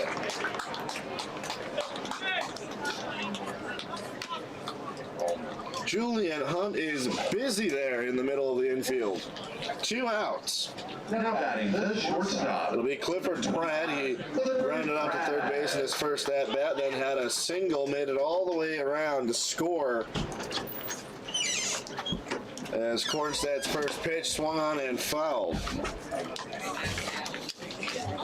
So back-to-back 4-3 putouts on Caulfield and Schneider as we're looking at another possible 1-2-3 inning. First 1-2-3 inning would be for the Powers. The next pitch misses high, 1-1. 2 outs here. Kornstedt looking for a clean inning. The next pitch swung on down to shortstop. A soft ground ball. The toss over to first. He'll come off the bag and tag him for a clean 1-2-3 inning. So 4-3 putouts in back-to-back at-bats, and then a 6-3 putout for the end of the 5th inning. We'll go to the top of the 6th here in the championship game of the California Winter League.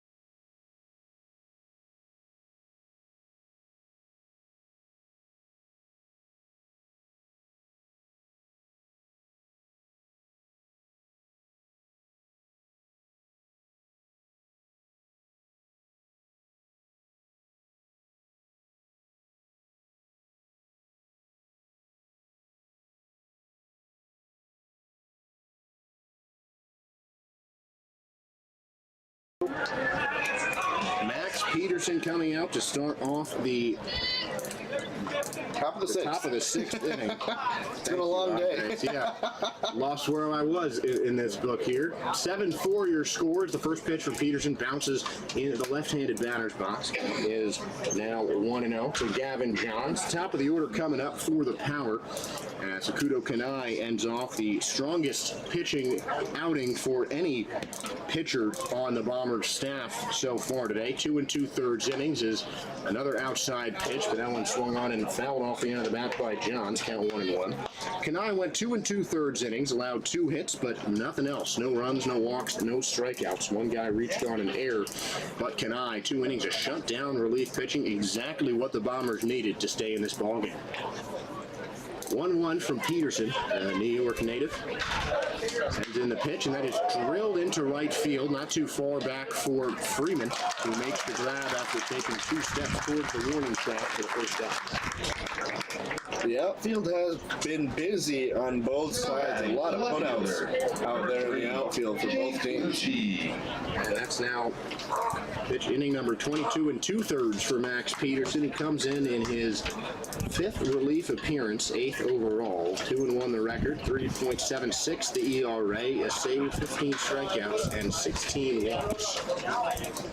A guy who is still getting that location right, but has some solid stuff as Lucci, for the 3rd time, dummies a bunt and pulls back to start off the at-bat. I don't know where that came from, but it's what he's done all day.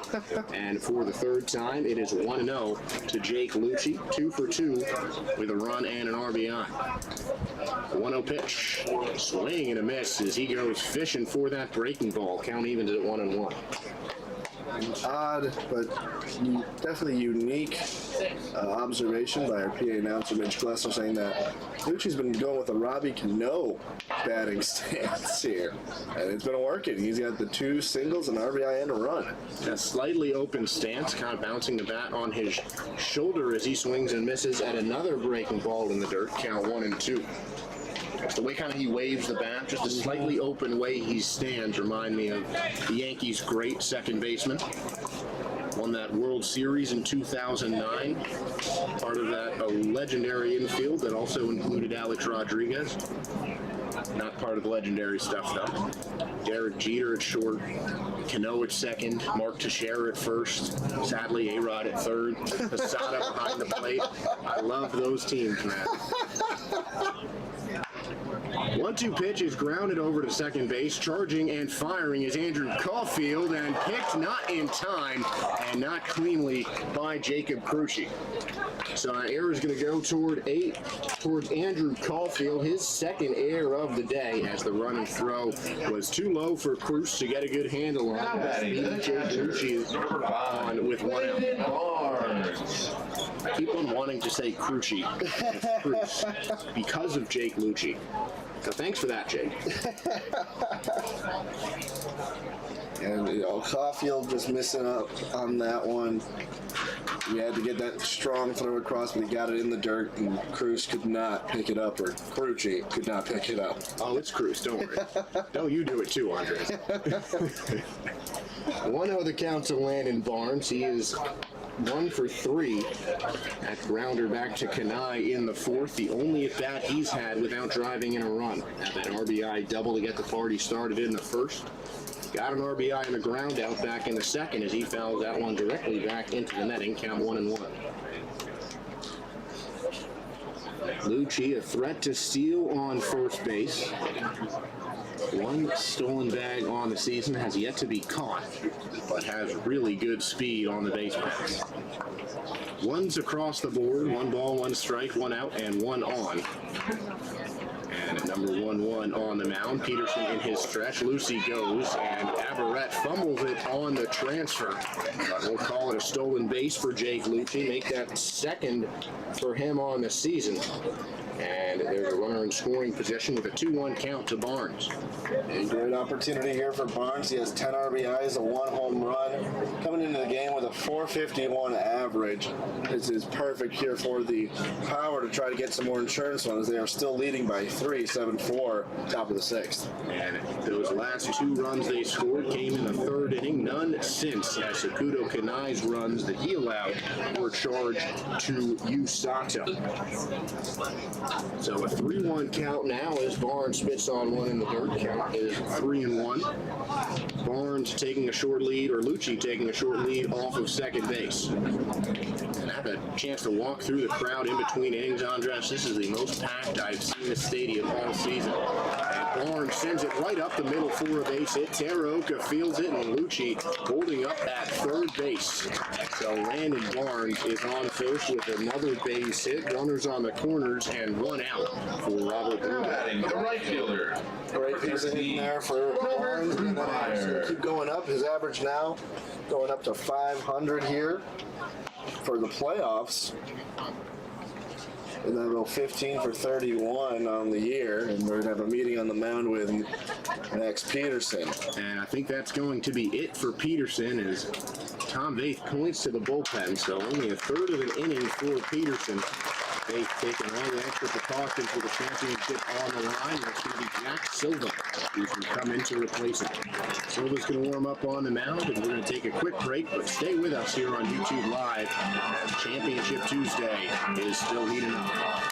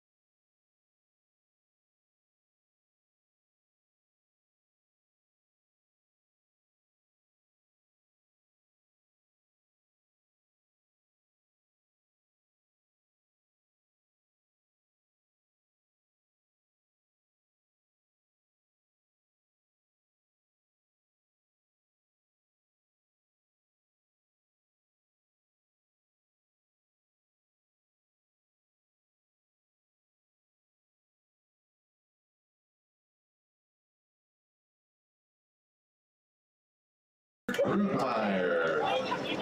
And Jack Silva making his first appearance for the Bombers came from the Grizzly in the regular season. A left-hander actually wearing the Bombers hat. Second player to do that, as we had Juan Martinez of the Chill with a Chill hat, and that is not Chill from Brugmeyer. He gave that ball a ride out in the left center. Teraoka going back, making the grab. Someone call Willie Mays. What a play by Teraoka. The run still scores from third as it's a sacrifice fly for Brugmeyer, but an absolute web gem from Yusei Teraoka. My goodness, Teraoka. I've been saying it since like week 1. Give the man the gold glove. He is phenomenal out there. So the run will be unearned, charged to Peterson, who goes just a third of the inning. Allows a hit. The runner on first is still Peterson's responsibility, as Marcus Page sends that one foul. I like to see him wearing that State College Spikes helmet, formerly of the New York Penn League when I was there, now in the MLB Draft League, one of the new leagues implemented after the contraction in 2021. So Barnes on first, a sac fly for Brugemeyer, technically his second RBI, as that one misses outside. Count is 1-1. Page 0 for 3 on the day, struck out in the first, grounded out and flew out. So 3 outs in 3 different ways for the Howler third baseman. Silva takes a long look over at first, fires home, and that's drilled but foul by Page, heading towards the batting cages out in the left. Count 1-2.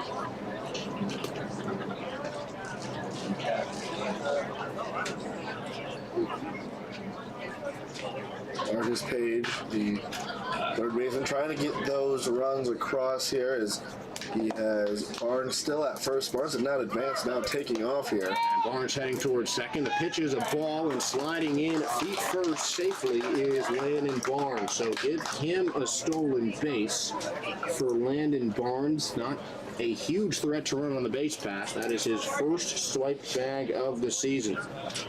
So it is 2-2 now on Page, but he has a runner on scoring position with 2 away. Page lifts that high in the air on the infield grass. Ranging over to make the play is Pratt, who once again shields the sun from his eyes to make the grab.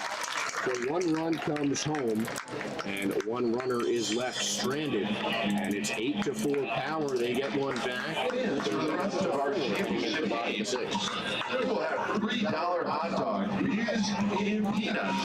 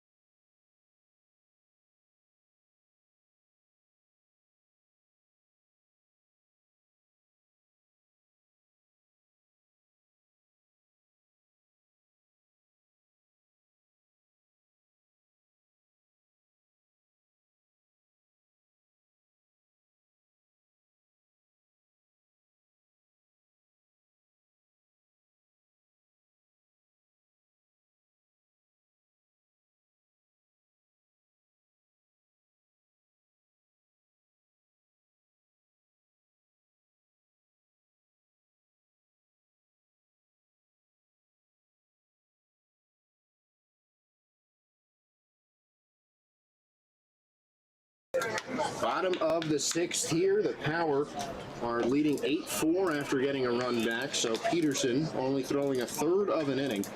1 hit, 1 unearned run. And Samuel Kornstad's going to come out for his first full inning of work, as O'Neill takes strike 1. 1-1 to count to the Bombers' second baseman. Kornstad, probably the only pitcher in the league that works quicker than Bryce Foster, who started this game. He might not have too much time to talk, Andres. 2-1 pitch is swung on and missed. And Bradley O'Neill is down to his last strike. 2-2 the count to him. And high in the air, but foul. Count remains 2-2, and you can't blink with Sam Kornstad on the mound, Andres. Nope, he's ready to go right now. That he is. 2-2. Wave and a whiff, strike 3. First K of the day for Samuel Kornstad. And that is out number 1 here in the 6th.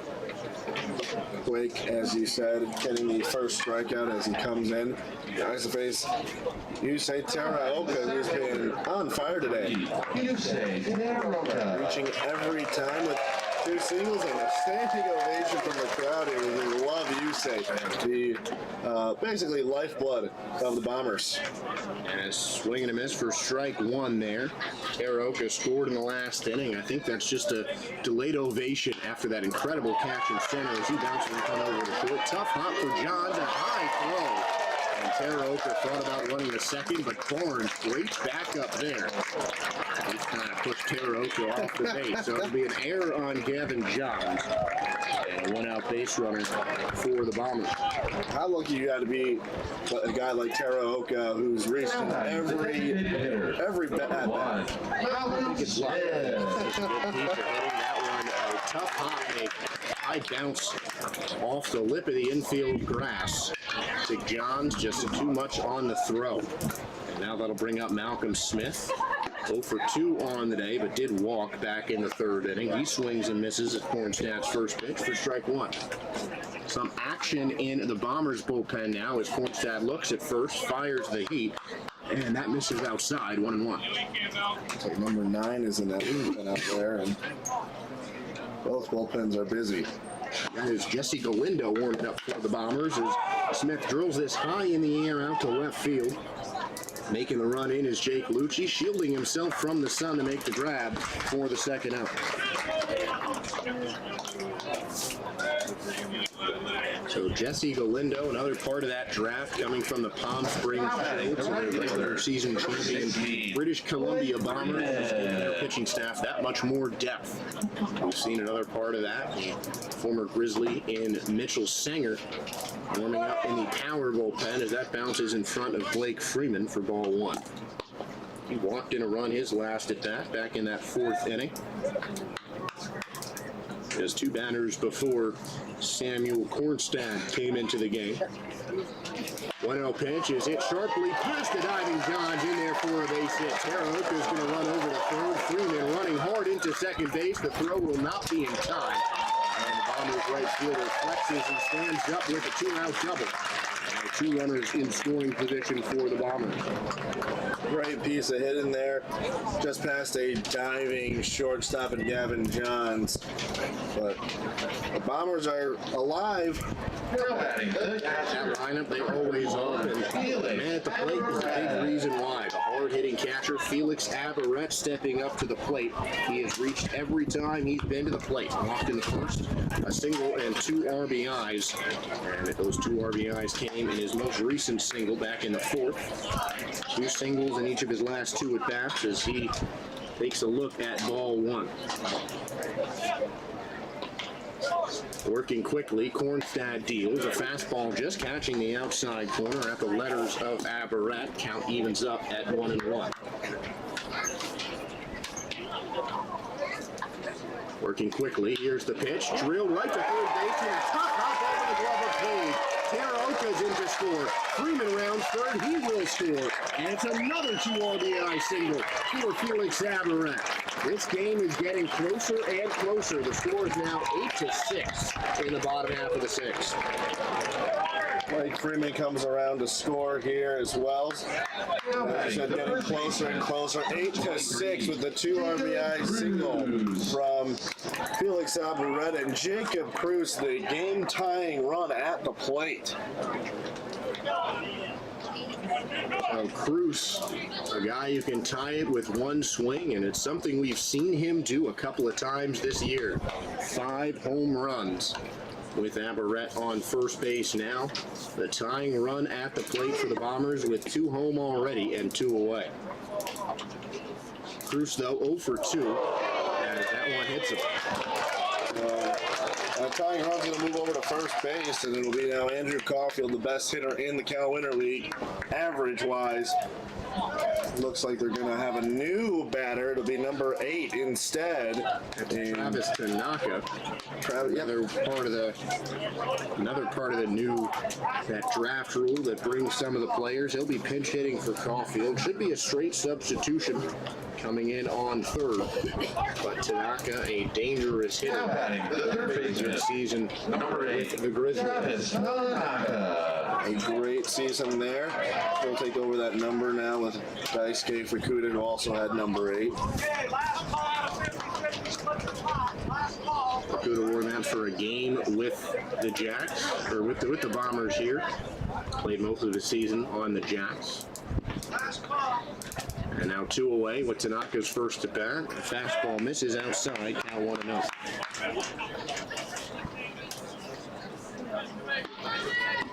Well, that 1 run back in the 6th inning.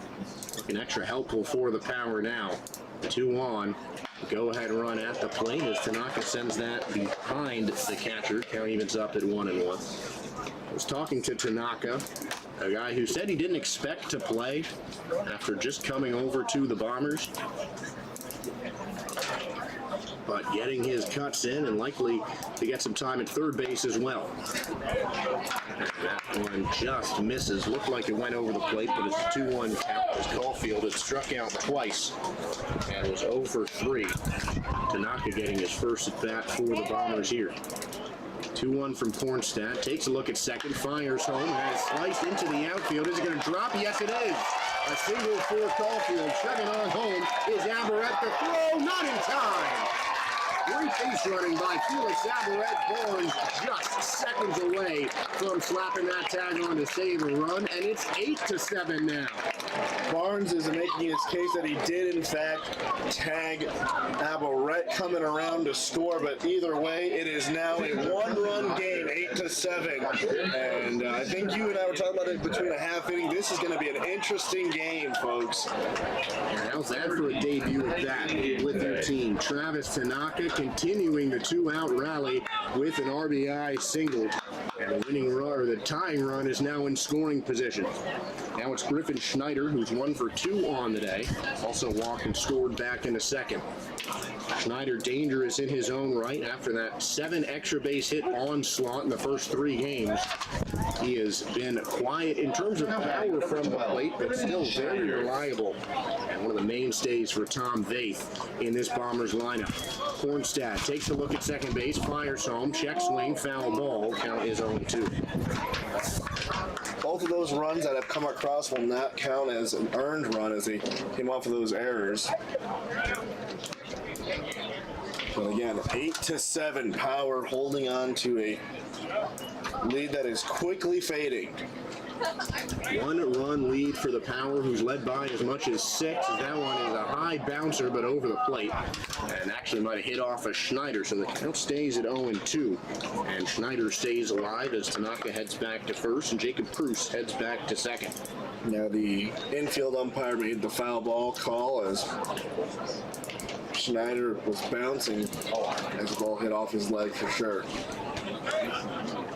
3 runs home already for the Power, but Schneider in an 0-2 hole for Kornstad. This could be his final inning, as I believe Mitchell Sanger, actually it looks like Zach Thompson warming up for the Power in their bullpen.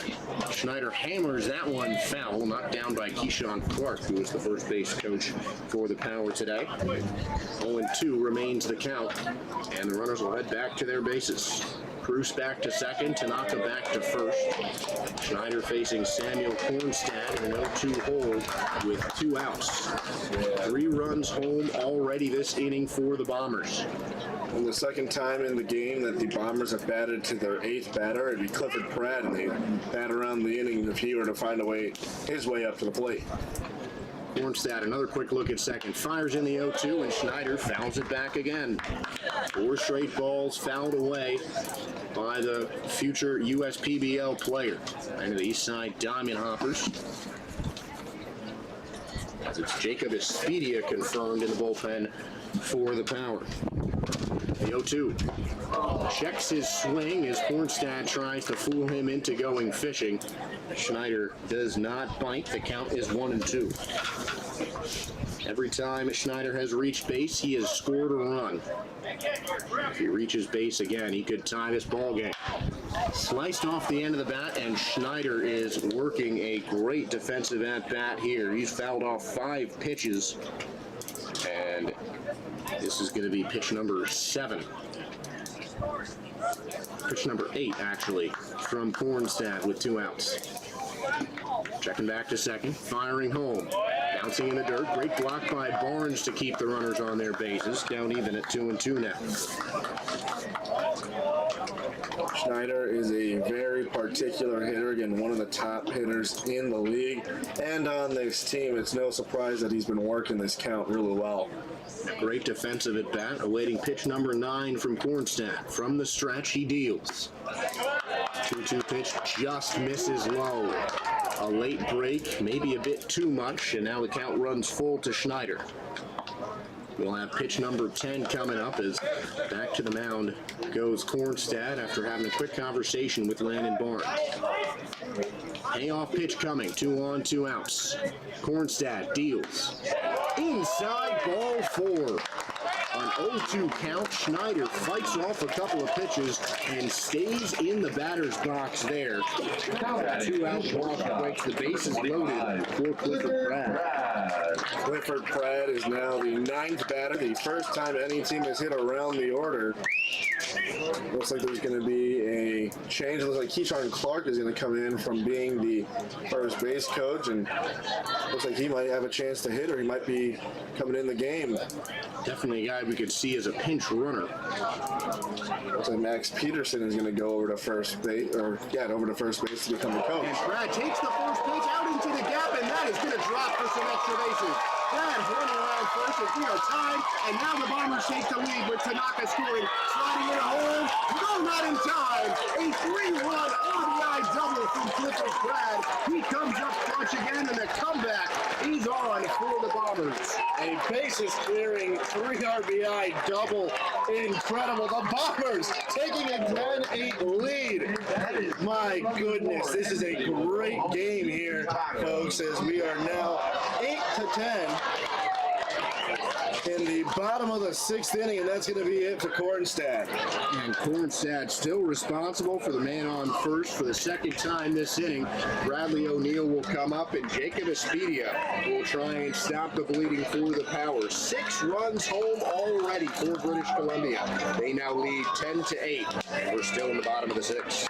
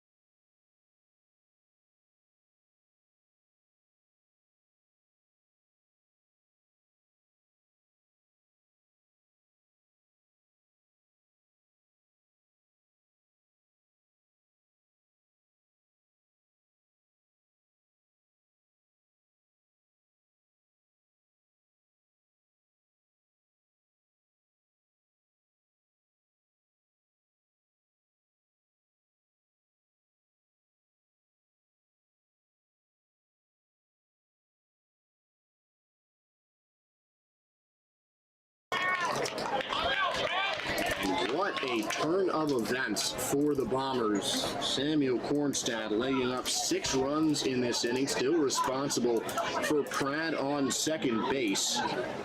I guess turn that into a double on the throw. So still a 3 RBI single from Pratt as O'Neill swings and misses at strike 1. He already struck out to start this inning as Jacob Espedia will be in for the first time. What a comeback for the Bombers. Espedia, his 8th appearance of the season, as O'Neill swings and misses at strike 2. 4.46 ERA, 15 2/3 innings, 1 save, 24 strikeouts, and 14 walks, 14 hits allowed. That is the responsibility of Cornstadt. And Espedia deals the 0-2. Wave and a whiff, strike 3. So Espedia makes quick work of O'Neill, but the Bombers come all the way back. They were down by 6 back in the 4th inning. Well, guess what? They scored 6 here. 10-8 your score through 6 innings. The Bombers in the lead.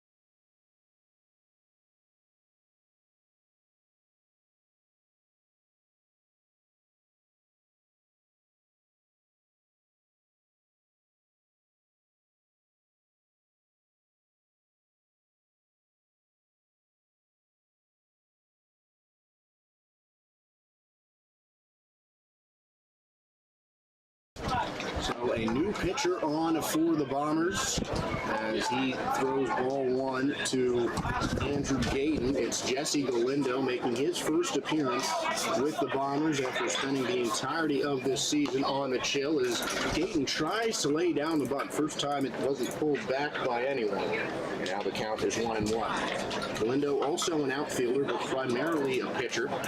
2-2 record, 1.31 ERA in 6 starts. This is his first relief appearance of the season. An impressive 30 strikeouts and 5 walks in 26 2/3 innings. And that one's fouled away by Gayton, count 1-2. So Cornstadt in line for the loss now. 2 innings pitched, 6 runs on 4 hits, 5 of them earned, 1 walk and 1 strikeout for the left-hander. Galindo deals, a curveball misses outside, count 2-2. And Galindo is the 6th pitcher for the Bombers. Part of that due to the fact that Lennox used as an opener. Galindo had the length to go far into this one. Foul tipped into the glove of Averett. A wave and a whiff for Andrew Gayton. And the first batter Galindo sees, he cuts down on strikes. 1 away.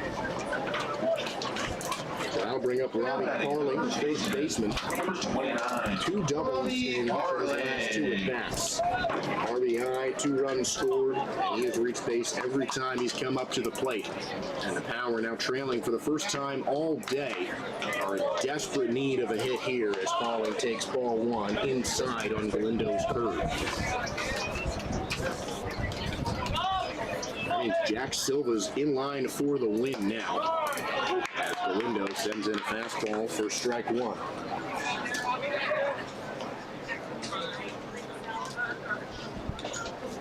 So a 1-1 count to Carling.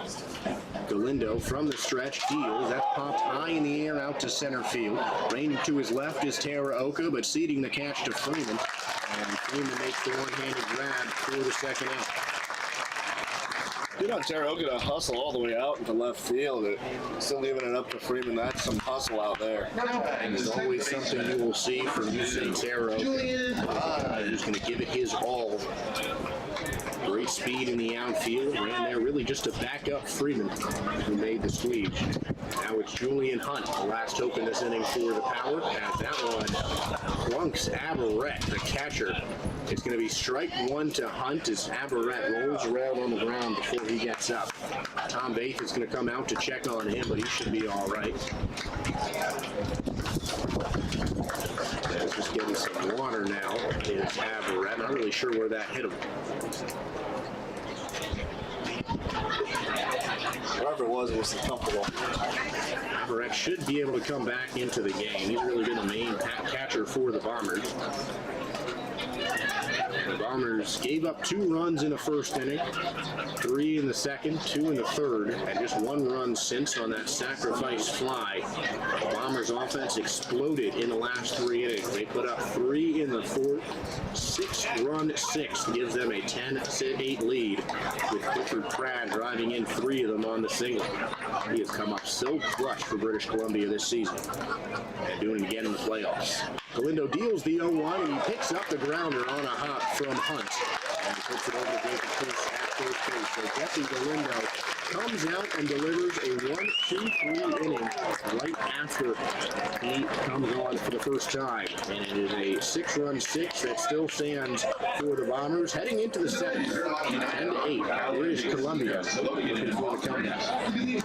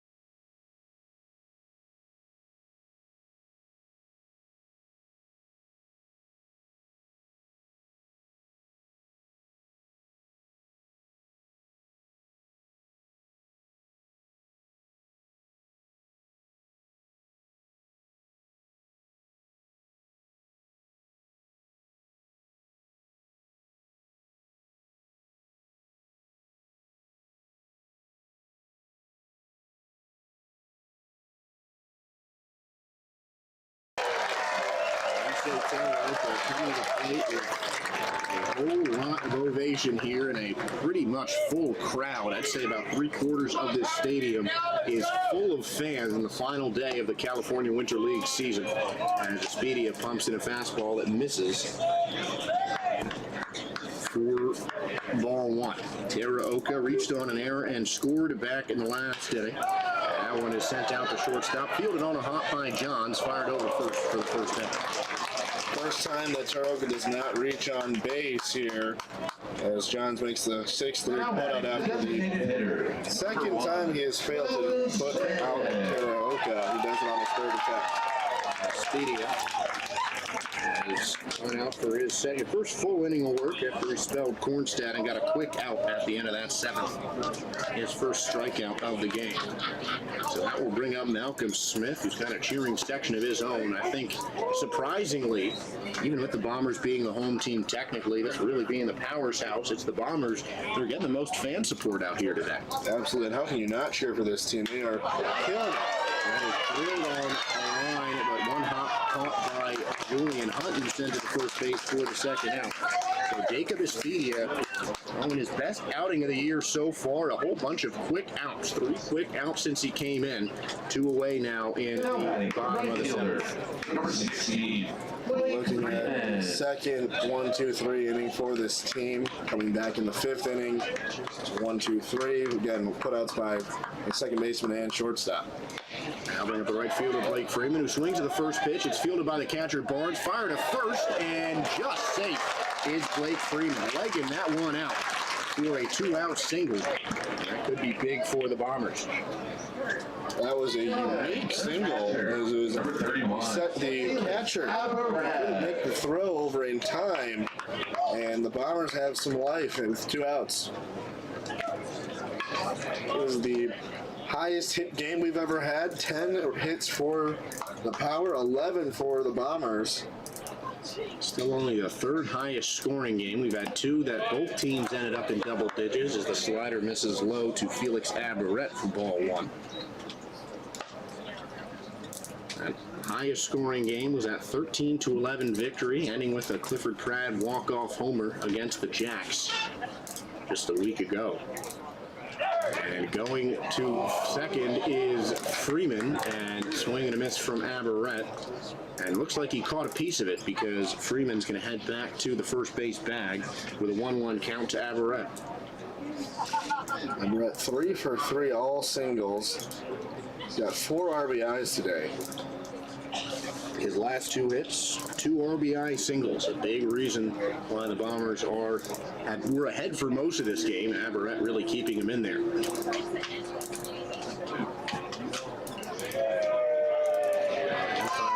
Off the plate at home, Steve Bolestein home plate up. It was Barnes giving the crowd some signals to cheer on Bart. Got to give it up for the umpires. And they've been doing a great job here. It's only a 2-man crew today. We've seen a max of 4. Freeman's going again. Strike 2 to Aberrett. The throw just barely misses in the second base. So Blake Freeman leads the team in stolen bases. Gets his 10th of the season, but it's a 1-2 count to Aberrett.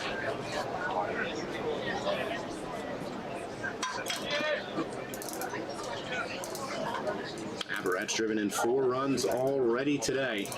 He's looking for 1 more with 2 outs. The 1-2. Drill down the line. Oh, that's barely foul. So close. About, I'd say, an inch foul. And I don't know how many times we've seen that from Aberrett this year. Just so many balls that just rocketed off the bat. You can hear the crack from the high school across the street. Oh, yeah. No disrespect to Aberrett, but I think every 100% of the foul balls he's hit have been hit squarely, but just foul. Just a little out in front of that pitch. And now it's a 1-2 count still to Aberrett. Espedia looks at second, fires home. This one is fair into the gap, and that's going to drop for a base hit. So a third straight at bat with an RBI single for Felix Aberrett, and the Bombers just keep piling on. From second scoring is Blake Freeman, and it is 11-8 now here in the championship game. The Bombers still lead. Number 23, Jacob Cruz. Jacob Cruz coming up next after the RBI single from Aberrett. He's going to go 4 for 4 today. 5 RBIs of the 11 runs scored by the Bombers. Now that'll bring up Jacob Cruz, who was hit by a pitch his last at bat. Did score in that offensive onslaught in the 6th inning. Most runs put up by any team in an inning this year, tied with that 6-run inning put up by the Jacks. 0-1 the count to him. Cruz still looking for that first hit of the day. Has walked and was hit by a pitch, but otherwise is 0 for 2. Next pitch, a fastball in there for strike 2, catching the outside corner. As we see Eric Teleroca is getting his second appearance, one of the later additions, getting a look in front of some minor league scouts. He's warming up in the bullpen for the Power. 0-2 pitch, bounces in the dirt in front of Barnes, but he blocks it well to keep Aberrett on first base. So 1-2 on the waste pitch, and Jacob Cruz remains alive at the dish. Espedia takes a quick glance on first, where Aberrett has a short lead. Espedia from the stretch deals, wave and a whiff, strike 3. Second strikeout of the day from Jacob Espedia, but does not completely keep the Powers at bay. or the Bombers at bay. 1 run home, and the lead grows to 3 for the Bombers. We're through 7 here in the championship game of the California Winter League. Let's go to Destination in Coachella Valley.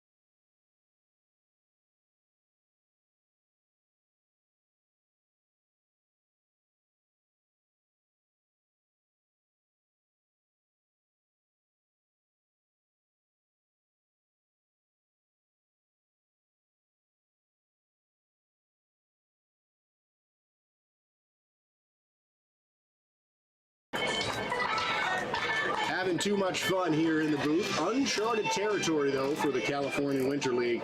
We are in the 8th inning in a regular season game. The Bombers would have their 11th straight win. Instead, Jesse Galindo returns to the mound. Pitch to Josh Jubilee. That slider misses outside for ball 1. And it's 11-8, top of the 8th. Power looking the last couple of chances to try to bring back the lead. They were leading for the majority of this game. They were leading 8-4 before that bottom of the 6th inning came and really nipped them in the butt. They had a 6-1 lead as Jubilee hits that high in the air down the left field line. Running into the Bomber bullpen is Tanaka, but he'll let that drop foul. So just a loud foul ball and strike 2. Looks like there is some action in the Bomber bullpen. It's Kevin Curley, who has been the late game guy for the Bombers. He would be pitcher number 7. And I hope that's it, because that's all my book has space for. Been a wild and unusual game. 1-2 pitch, called strike 3. Jubilee looks that into Abarette's glove. Looks at Bartelstein at home plate. Does not love the call. Strikeout number 2 for Jesse Galindo. The second time he went off the inning with a K. Gavin Johns comes in 1 for 4. Just a RBI single. He's flown out to right field twice and struck out swinging in the 3rd inning. Johns, who has converted himself to the leadoff man and the shortstop, playing all around the infield really, as that one misses inside for ball 1. The ball had some good pop in the glove, though. RBI single back in the 2nd, but 1 for 4 on the day. 1-0 pitch is hit high in the air out to Teraoka in center field. He takes a few steps to his right, his left, and makes the grab for out number 2. So a good out for Galindo. He has pitched so well in relief. Teraoka with a big fan base here. 2 away now for Jake Lucci. A great start to the ball game. 2 runs scored. Did reach on an error back in the 6th. Stole a base. Had an RBI single back in the 2nd inning. Now is looking to keep this inning alive for the Power. From the stretch, Galindo deals. Fastball catching the outside corner, count 0-1. Galindo pitching exclusively from the stretch, which is unorthodox for a starter. Throwing on the 3rd base side of the rubber. 0-1 count now to Lucci. Galindo deals. Lucci lines that into center field. Running forward and to his right is Teraoka, and he just can't get the glove there. So we're going to give Lucci another base hit. That's his third single of the day, and the 8th inning still alive for the Power. Lucci has been on top of it today after he struggled with base hits all year long. He did work a lot of counts for, I think he leads the league in most walks, but today he has been, full throttle with the base hits. His most hits in a game this season. 9 walks on the year for Lucci. And that will bring up the number 3 hitter, Landon Barnes, who takes strike 1. Barnes, 2 RBIs, a stolen base, and a 2-for-4 day at the plate. So a solid finish to the season for him, where after which he'll be joining the Wild Things manager in Tom Vaith. Going out to Washington near Pittsburgh, Pennsylvania. 1-1 count. Now the Frontier League. And Barnes bounces that one foul past the dugout of the Bombers. Count 1-2. Barnes, one of the earlier signings. Always good to see a guy signed by one of the managers, and we've had some great ones in this league. Big thank you to Stan Clyburn, Tom Incaviglia, Jimmy Johnson, and Paul Nochi, 4 managers who were not playing in today's game, but still out here in the crowd watching the last day of Cal Winter League action. The 1-2. Slider just missing on the outside corner. 2-2. Definitely a ball, but beautiful movement there. I'm surprised that Barnes held up here. And sometimes the pitchers get that call, but a good idea to try and get him to chase there from Galindo. Just Barnes, great eye at the plate. 2-2 inside. This one Barnes swings at and hacks it foul. Nice fielding play by Sato in the Bombers bullpen. Kind of like Bryce Foster there. We might see him subbed in at shortstop later in the game with his fielding skills out in that part of the field. Deuce is wild. 2 balls, 2 strikes, 2 outs. And a runner on first base for the Power. Wave and a lift, strike 3. Jesse Galindo, the power punch to get Landon Barnes out swinging. And he holds up another scoreless inning for the right-hander and former member of the Palm Springs Show. 11 is your score. We'll be back to the bottom of the eighth.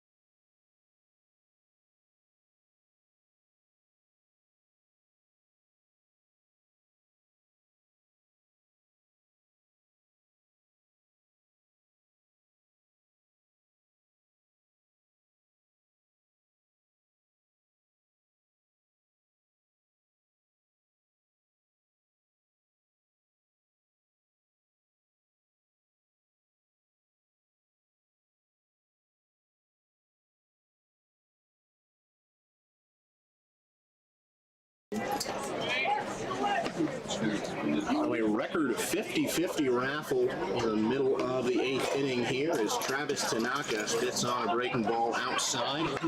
He had a nice introduction into this game in that 6th inning. Had an RBI single in his first at bat. Now moved over to replace Andrew Caulfield on third base. 1-0 count, bounces in the dirt, count 2-0. Espedia looked a little wild in his warm-up of this inning.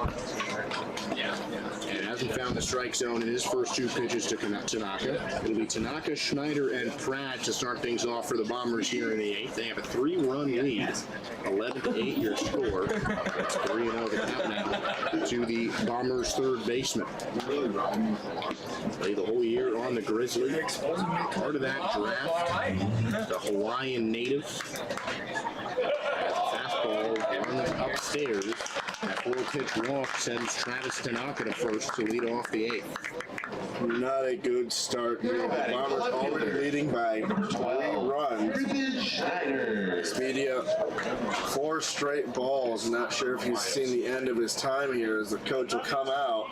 It looks like that will be the end as we're seeing some movement in the bullpen here. And that'll be it. And it's going to be Eric Telaroja who's going to come out of the bullpen for the Power. Making his 2nd appearance in the Cal Winter League. He's going to warm up and we're going to take a quick break. Getting the runner on. It is 11-8 in favor of the Bombers here in the 8th inning.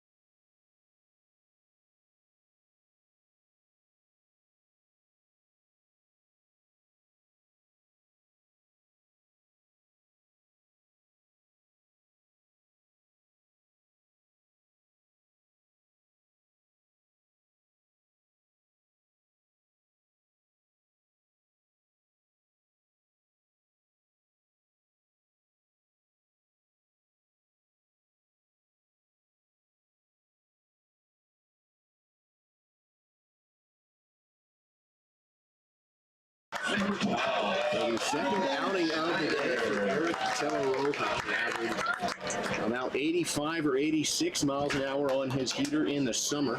He played for the PSCL here at Palm Springs Stadium. But he did some work in the offseason. Had it about and hits about 90 pretty consistently on the fastball. Breaking stuff has improved as well. And he's out for the 2nd time with a runner on first base. And he pitches to Schneider, who slices it foul and into the stands. Done for Espedia, but he is responsible for Tanaka on first. 1 in the 3rd innings pitch, 2 hits, 1 run. The run was found. He struck out 2 and walked 1, so a solid outing for Espedia. Telaroja here probably to throw just 1 inning and try and quiet down the Bombers, who are having a late game resurgence here. Telaroja from the stretch deals.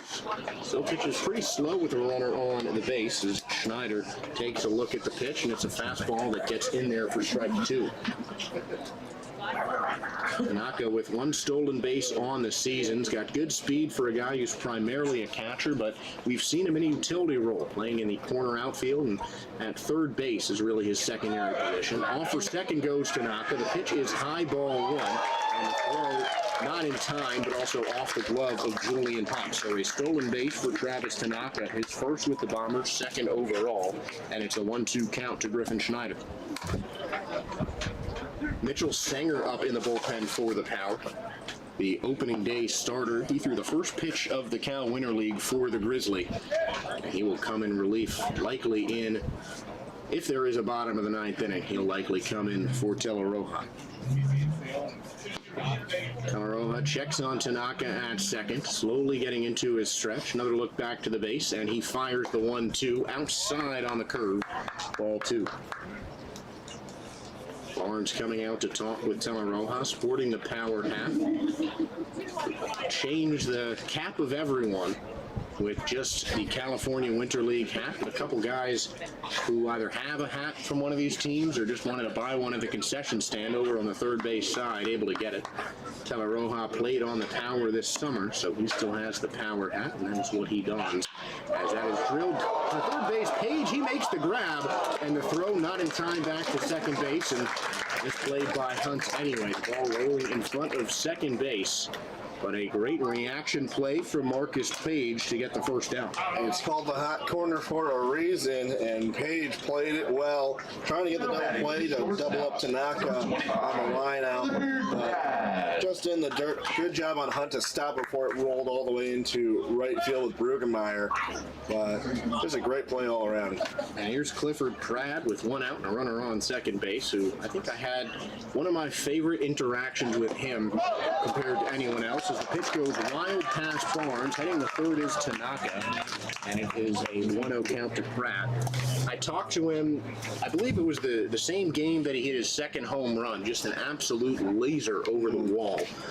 And that was the day after he hit that walk-off home run. Oh yeah, back-to-back days of a homer. So we were talking to him. I was talking to him just about, the hitting the home run and how he's improved, just, wishing him a good job. And he said, yeah, man, I hit a home run today.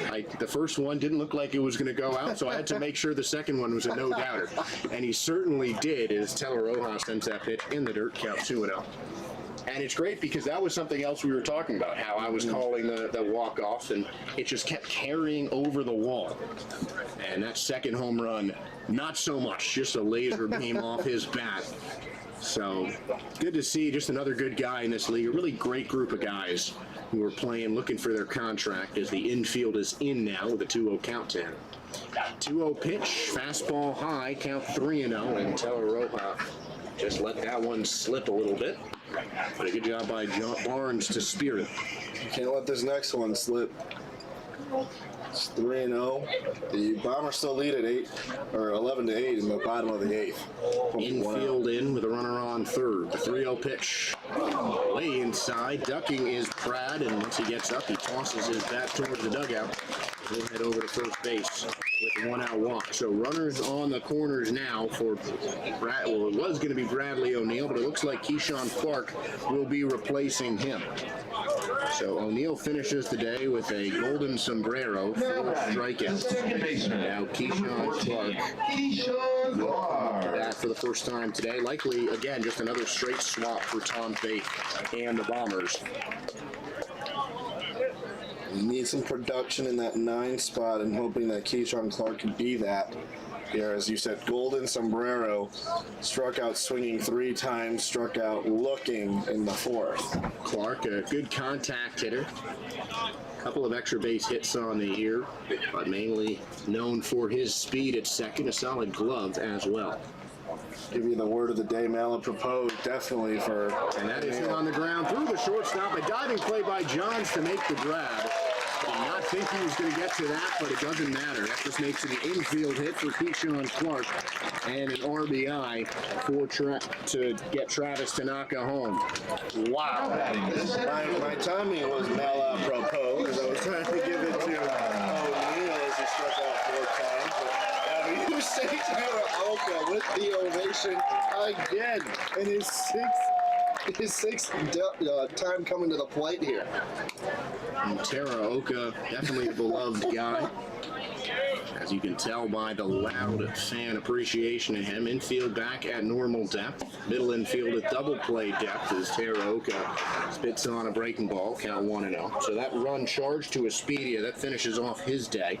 An inning and a third thrown, 2 runs on 2 hits, 1 walk, and 2 strikeouts. 1-0 pitch to Teraoka, it low and inside, count 2-0. As Sanger's warm-up intensifies, thrown with Omar Ortiz Vasquez in the power bullpen. 2 balls, no strikes, 2 on, 1 out. Teleroja deals, curveball missing outside, count 3-0. Just with Buddy there, can you make sure that he gets like kind of storm the field for the last out? That's why he's good to go to like the on the field and get close video of like So Teleroja celebrating and everything. started this inning pretty well, but Yeah, just kind of get 2 walks, or 1 walk looming potentially, and there it is. 2 walks on 4 pitches. Now this one will load the bases. All runners are his own. As you say, Teraoka will head over to first base. It's Barnes. Now batting, Comes up to designated calm down hitter, Teleroka. number 1, Malcolm Malcolm Smith. Smith will get another ovation here.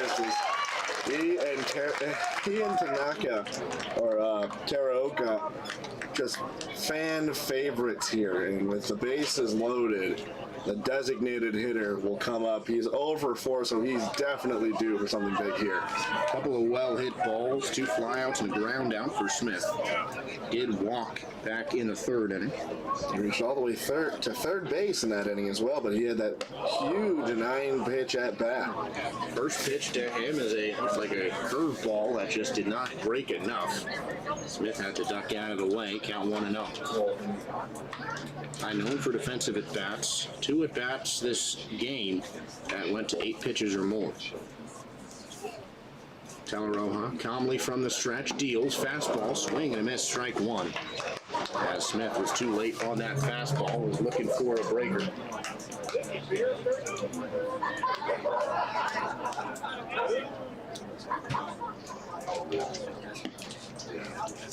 So 1-1 count, 1 out, and the base is loaded for the Bombers. Infield at double play depth, curveball, beautiful pitch.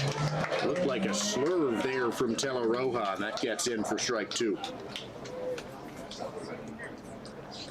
Infield at double play depth, as the Power desperately looking to get out of this inning with just 1 run home.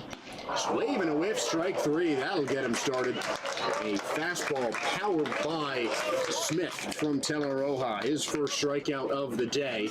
And they're 2 away now as Casey Dill's going to come out, I believe, to bring Mitchell Sanger to the mound. And that's what will happen. Going for that lefty on lefty matchup. Mitchell Sanger makes his first appearance for the Power. 12-8 the score. Bombers with the lead and the bases loaded here in the 8th.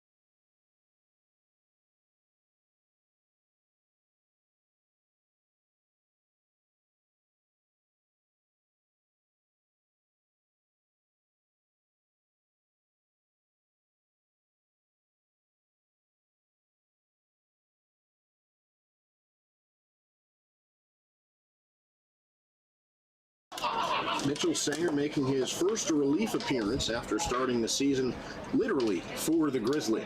Through the first pitch of the year in the California Winter League as the Grizzly were on the road against the Jacks. And he throws the first pitch for a ball to Blake Freeman. Casey Dill wanting that left-on-left matchup as Teller Roja responsible for all 3 runs on the bases. Sanger gets back there with a strike on the fastball, count 1-1.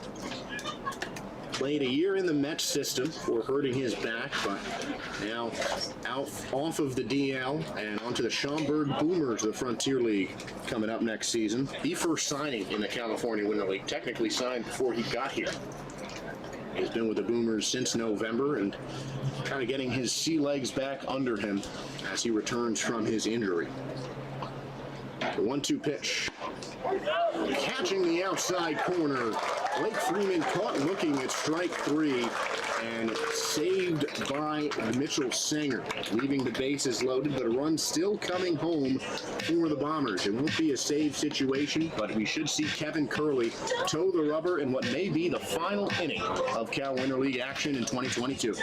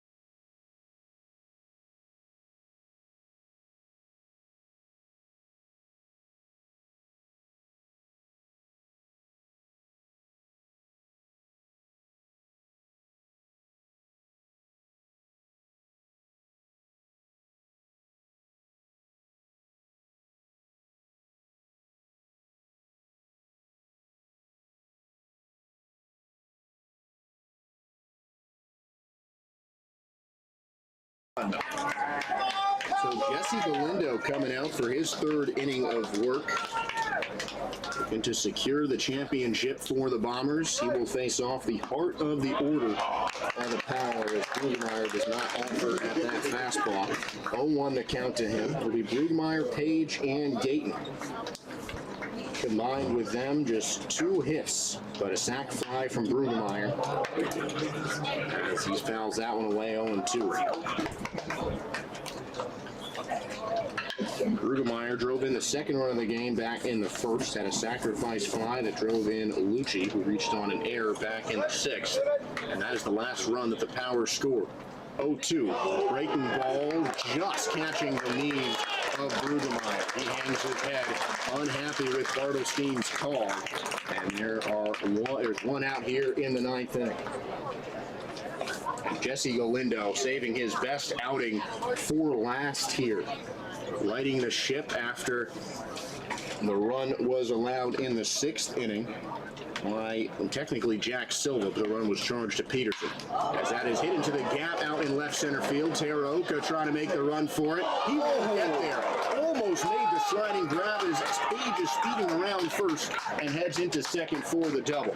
So Marcus Page puts himself in scoring position. Teraoka almost made another web gem in center field, but the Power now a threat now with a runner in scoring position and one away. Small victories here for the Power to come in at the end. They are down by 4. Teraoka with an uncharacteristic dropping of the ball. I don't know if he even got a glove on it. It seemed to hit him and then bounce off of him. Still the double that they needed to lead off the inning, and now it's Andrew Gayton. And uncharacteristic or not, that's just not an easy play to make for Teraoka. You can't fault him for that, which is why the Power get hit number 12. First of the day for Marcus Page as Gayton grounds the first pitch he sees to Keyshawn Clark at second base. Makes the routine play over the first. So a 4-3 putout, and they're 2 away, and the Power are down to their last Now hitter. batting the first baseman, number 29. Final chance here for the Power. We have Robbie Carling to try to get it here for the Power.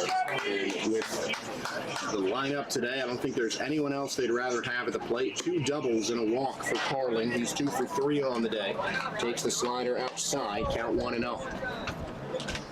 As the game draws to a close, just wanted to give a big thank you to the California Winter League staff, Justin Reschke, Andrew Starkey, Tyler Hughes, that's grounded foul by Robbie Carling, Noah Fish as well, who's up here in the press box with us, and just Steve Ferrari as well, so many more who have helped make the Cal Winter League a great experience for myself, the players, and really everyone involved.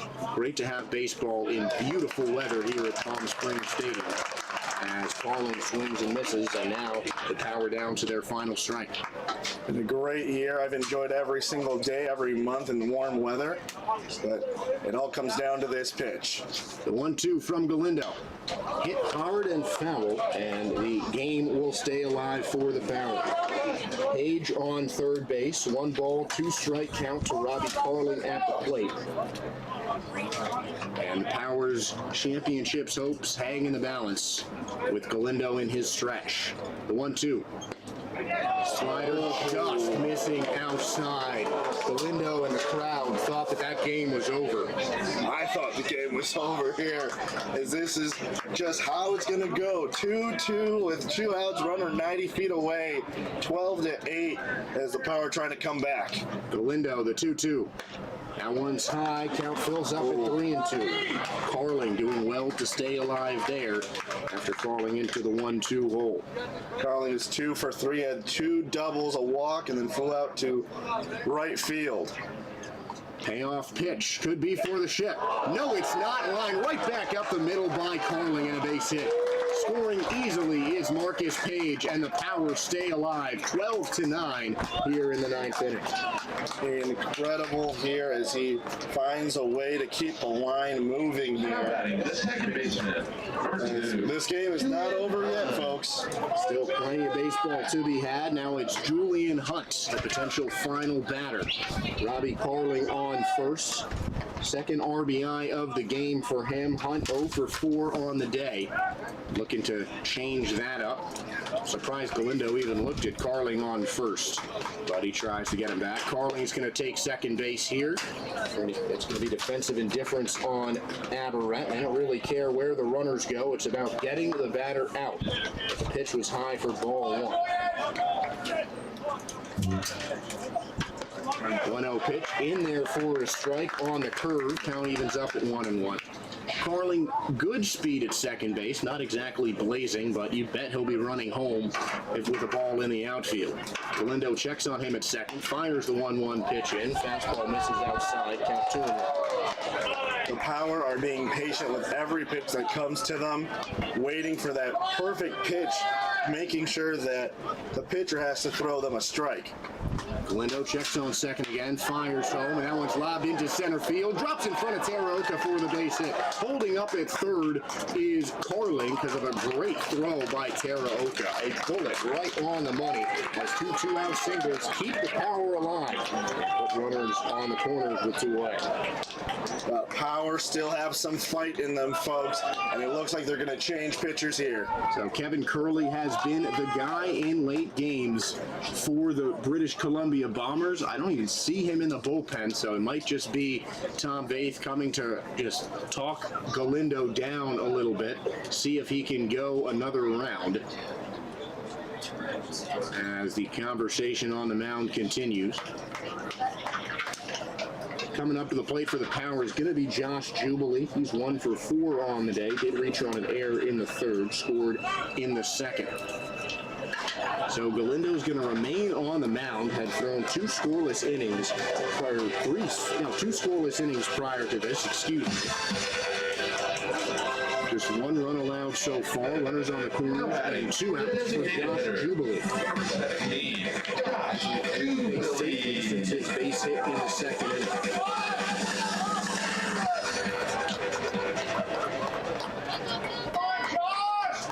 So Samuel Kornstad in line for the loss. Technically, it's Jack Silva in line for the victory should this game end. And this could do it. A high fly ball out into shallow 7 field. Taroka calls off the second baseman, and the Bombers have won it.